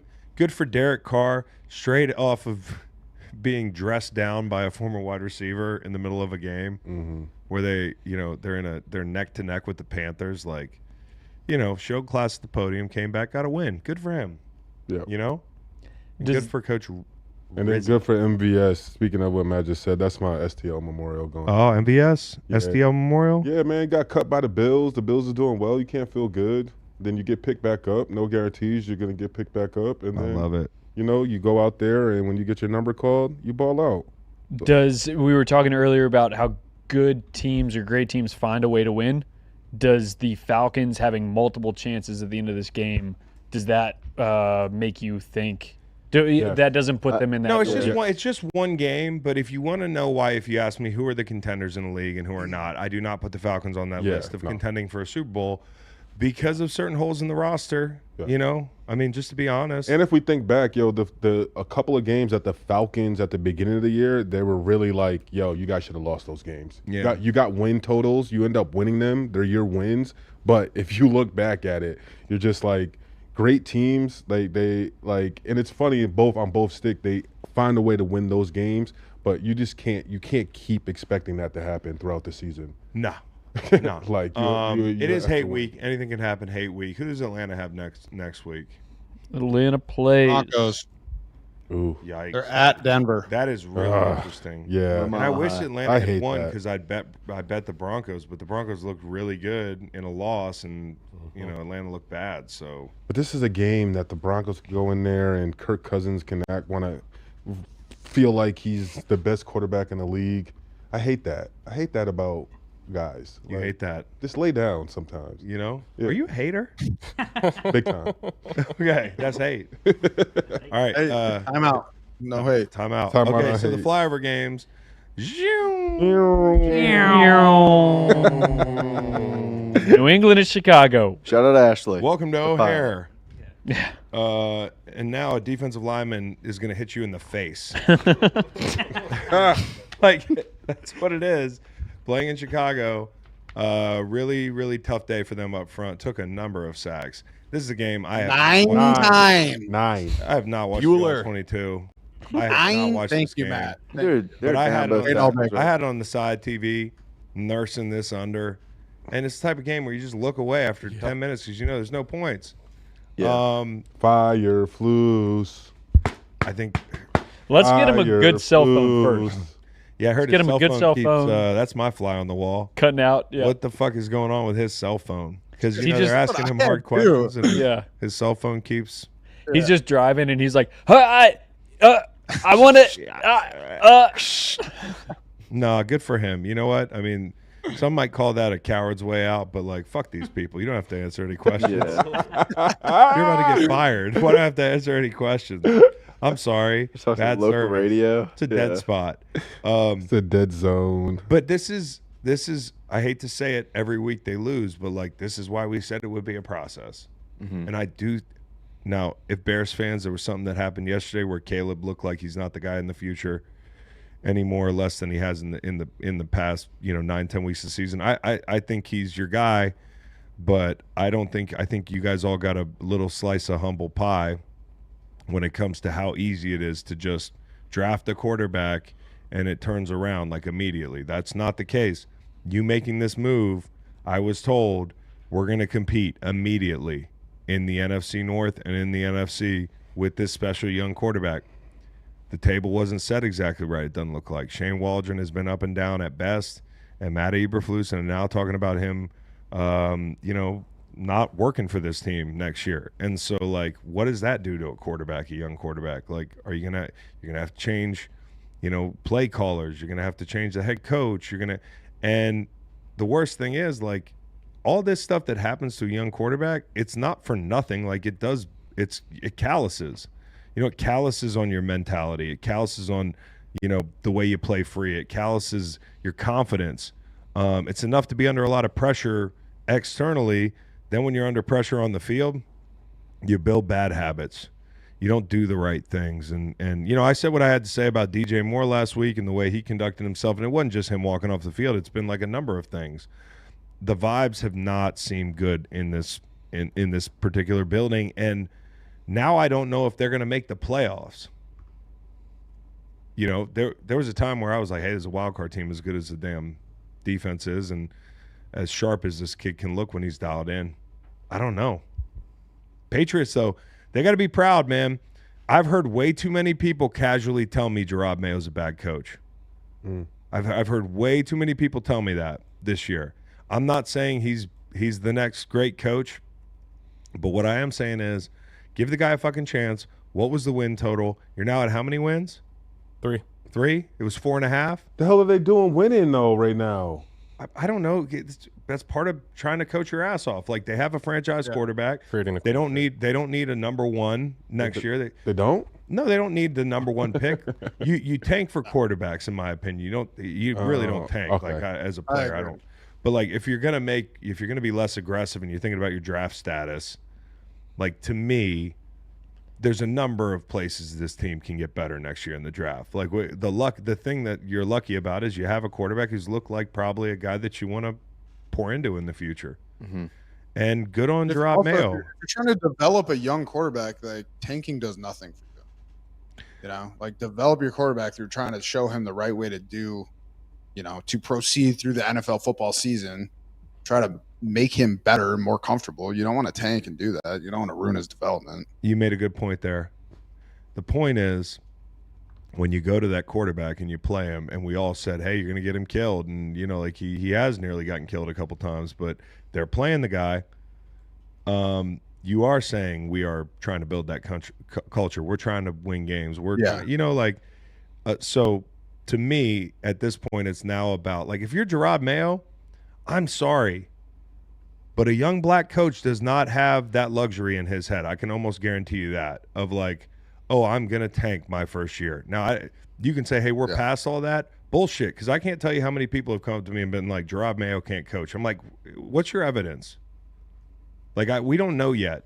I know the defense has not been as good, and a lot of the same guys, and Bill poured water on that fire, but I'm a Gerard fan as a dude, and I think he's extremely young and a guy that, stepped in a little bit, called his team soft, but then I'm pretty sure the conversations behind closed doors were very effective because they've come out and played pretty well. And kudos to this team. Going on the road, beating a team that we were like, oh, greatest show on turf. They're going to run through people. They have Roma Dunze. They have older Keenan Allen. They have DJ Moore, who's not interested in being there. They have 2 running backs. They have everything but the O-line. We'll figure that out on the fly. How about Unique Ngakoue? He didn't play in this game, but getting picked up by the Patriots. Everybody flamed the Patriots for it, and then they go out and get 9 sacks. No, that's great. That's great. That good for Unique. I mean, good for – Pats fans are not used to waiting for things like this, young Pats fans. Mm-hmm. You're building something there. I'm not saying, you're going to be a Super Bowl team in a year or two, but, you got a quarterback that we think looks good enough to be the guy, and your team is scrapping, man. They're playing hard for their coach. The vibe on this team, they got 3 wins. How many wins does the Jets have? 3. Same record. Your screen's not glitching. I'm just staring at you. The Patriots have the same record as the Jets. I want to give Gerard Mayo a little bit of love. I want to give Drake May a little bit of love, and I want to give that team a little bit of love because nobody expects them to do a damn thing. And the vibes in that locker room are totally different than the vibes in New York. Same win-loss column. It's easily explainable when you think your window's open in your three-win team. But this team is should be commended for being tough and going on the road and getting a win. Another. Let me give a shout out real quick. We talked a little bit about some Badger linebackers in the NFL that are playing well. Leo Chenal had that big block kick. Zach Bond's been balling out for the Birds. TJ Edwards for the Bears. 13 tackles, 7 solo tackles. Pretty sure he had a pick, too, a pass defended. He's been playing really well for the Bears, too, so I want to give him some love. Wisconsin. Next flyover game. Chargers against the Titans. Did not see a second of this. Did anybody see this? I watched a lot of them. Chargers are good. Will Levis. Tell me what – I'm big on the Chargers. Tell me who the team comparison for the Chargers in the AFC is. Didn't we do this with the – did we do this recently? I feel like we had a comp for them. We had a comp for – no, we were comping somebody else. Well, I was they thinking have a top Steelers. 5. They have a top 5 defense. Yeah, Steelers are close. I mean, Steelers. they already played, and it felt like the Spider-Man meme. Oh, you said it in the end. Yeah, I think I was looking across the. Yeah. But Justin Herbert's balling right now. Dude. Yeah. He's good. And Harbaugh is absolutely sucking him off in the media. I He saw should him be. talking about him on the Pat McAfee show. And I was going to say, exactly, he should be, dude. He played well. And Will Levis actually played pretty well in this game, too. I kind of – anytime he's out there, I'm His like, second touchdown pass to Ridley was really, really pretty. Really good ball. Fade to the corner. Would you take the Jets or the Patriots right now? Yes or no? That's a good poll. These polls, they don't update the yes or the when I type them in. So, without having seen this game, I'll just repeat what I've been saying about this team, which is you got an elite quarterback, elite O-line. Elite O-line. You got 2 tackles that can block their asses off. 0 sacks. You've got a top 5 defense. Why not? 7 sacks. Chargers had 7 sacks. Why not? Yeah. Yeah. They're going to be a playoff team, dude. They're good. 6-3 right now. They're in Wrap the our heads 6th around. spot. The thing I said before the season about Jim Harbaugh is this. Now, I didn't pick him to go to the playoffs, so hand up. So, as I ride the wave on this team, certainly not. I didn't tell you so. But I did tell you Jim Harbaugh, having played against him in the NFC West, turned that group around fast. He turned that group around fast in San Francisco, and they were physical immediately. They were competitive immediately. I think they won 13 games his first year, and that was a strike-shortened season. So something to remember about Jim Harbaugh is he knows how to install a culture. We know that, and he knows how to do a lot with quote-unquote a little, because this brand of football still plays. And you talk about the speed with which you get to 60 miles an hour for Jim Harbaugh. The build can be shorter if it's this guy with the headset, because obviously it happened in San Francisco. That was not a great team that he took over. It was not a disciplined team. They had a lot of veterans, but it was like a team where you haven't been together in camp because it was a shortened season. You missed training camp. Like, that stuff matters a lot, and they came out and they were competitive as fuck. He's the reason. Colin Kaepernick's the reason, but so is Jim. Like, that team, the confidence he instilled in that at that time, that kid, I'll never forget. Like, playing against Alex Smith, they were a great team with him. We knocked Alex Smith out. That's how Cap comes in the game. And this We dude played them next week, yeah. and he had like 6 touchdowns. Yeah, sorry about that. Something crazy. You can blame Jolan Dunbar. But this dude runs out with an afro, and I'm like, who is this guy? Well, he, at that point, didn't have an afro. But he runs out there, and he's running away from motherfuckers, and we're like, who is this guy? He's pretty good. Like, I don't like rushing this guy.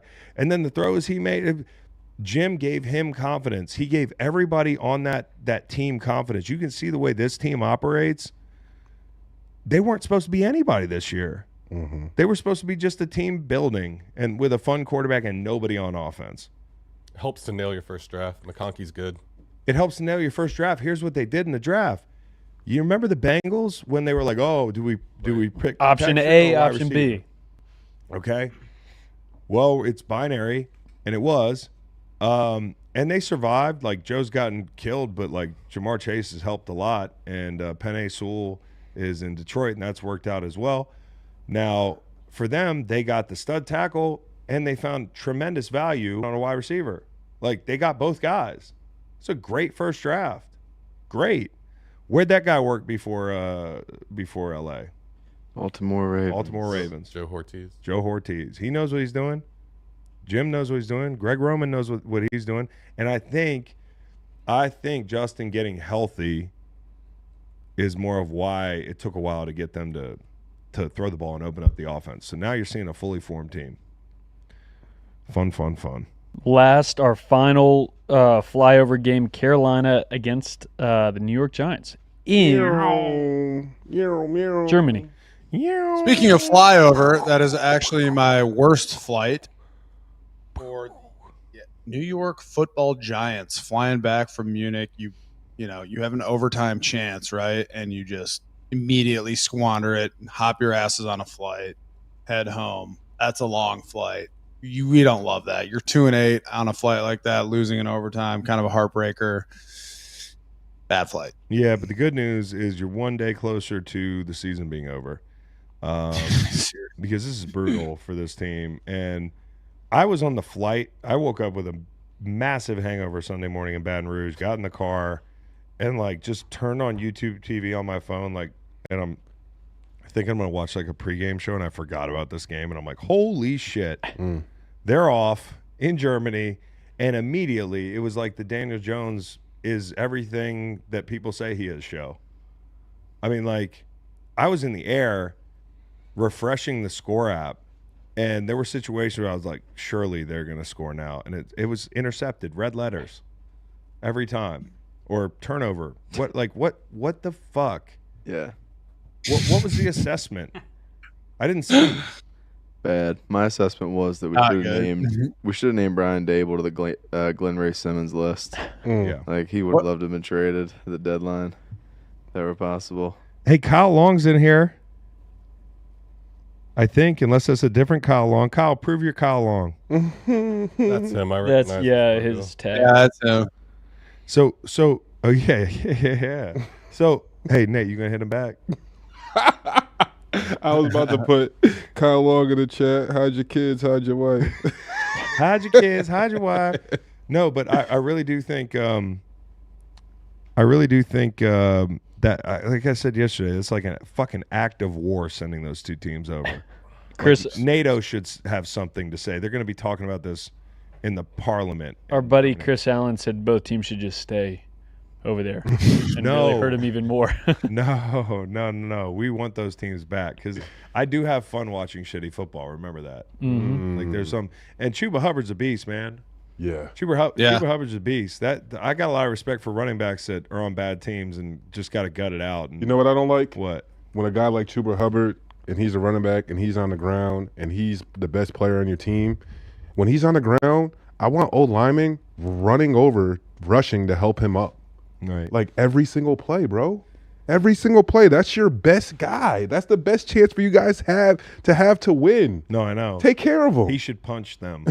Like something. Hey, Kyle. Bro, punch Hey, that. Kyle, since you're in the chat, I just want to keep you posted on what's been going on at your old place of employment.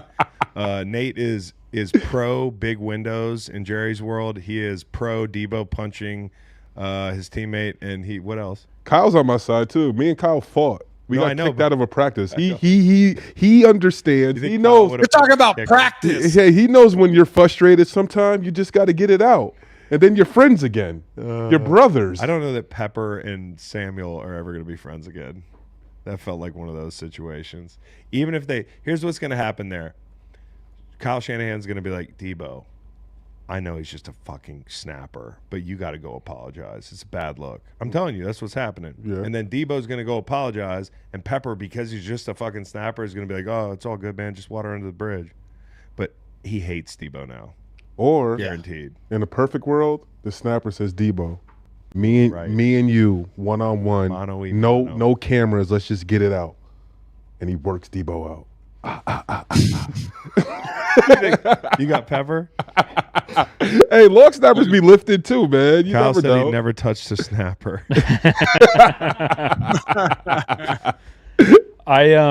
With this game, this Germany game, I want to give a hollow man to this gentleman Daniel who Jones. attempted different hollow man. This gentleman who attempted a beer chug Oh, no. and poured it right down his face and got booed in the stadium. No. Boo.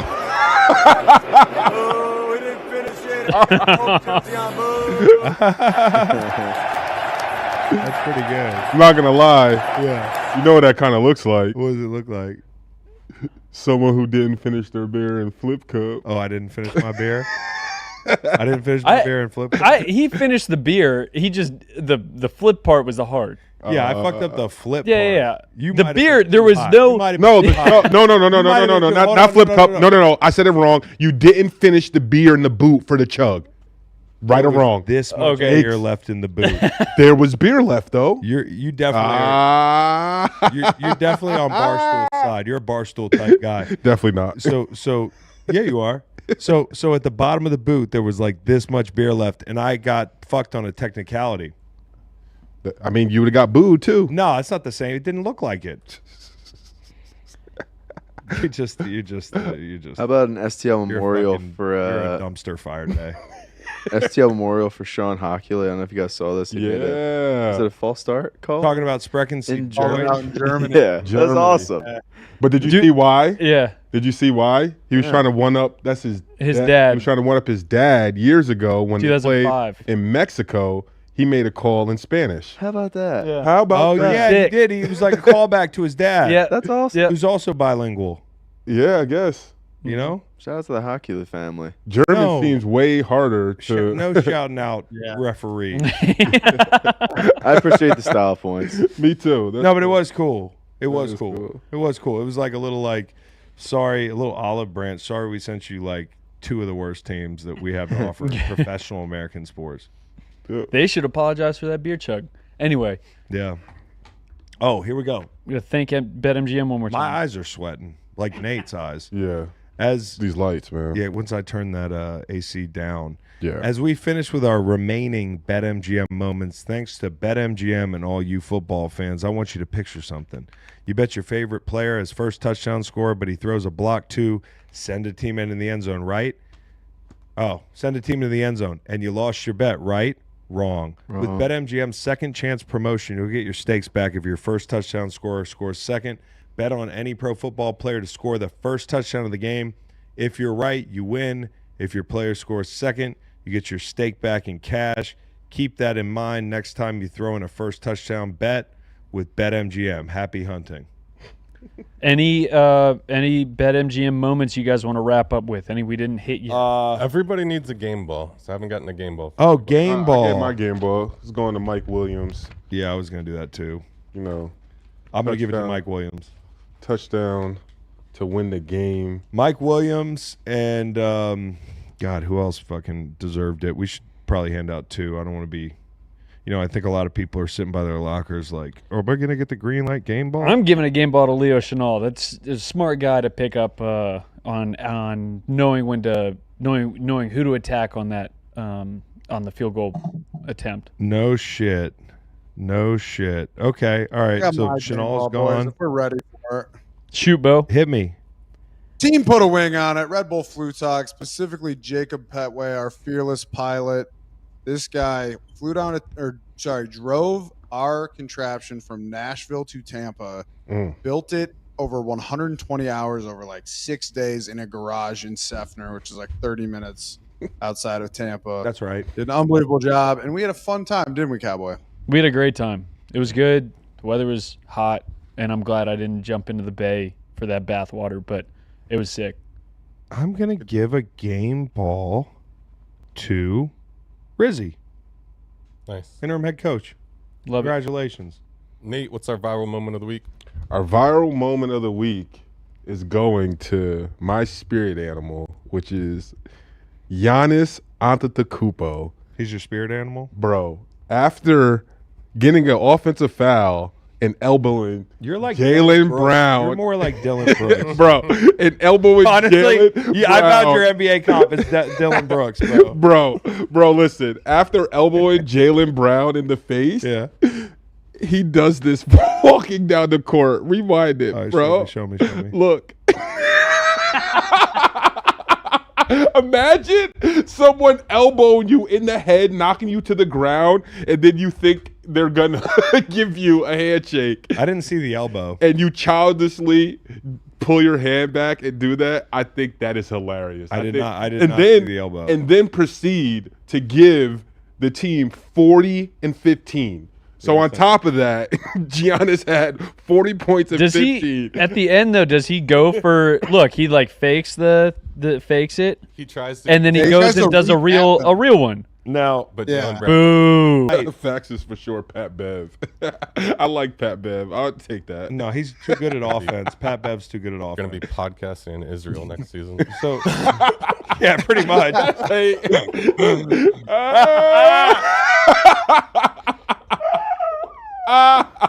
Don't send me to my Israel. God, that was a dude. good one, Matt. No, Israel would be. Yeah. I'd come with you.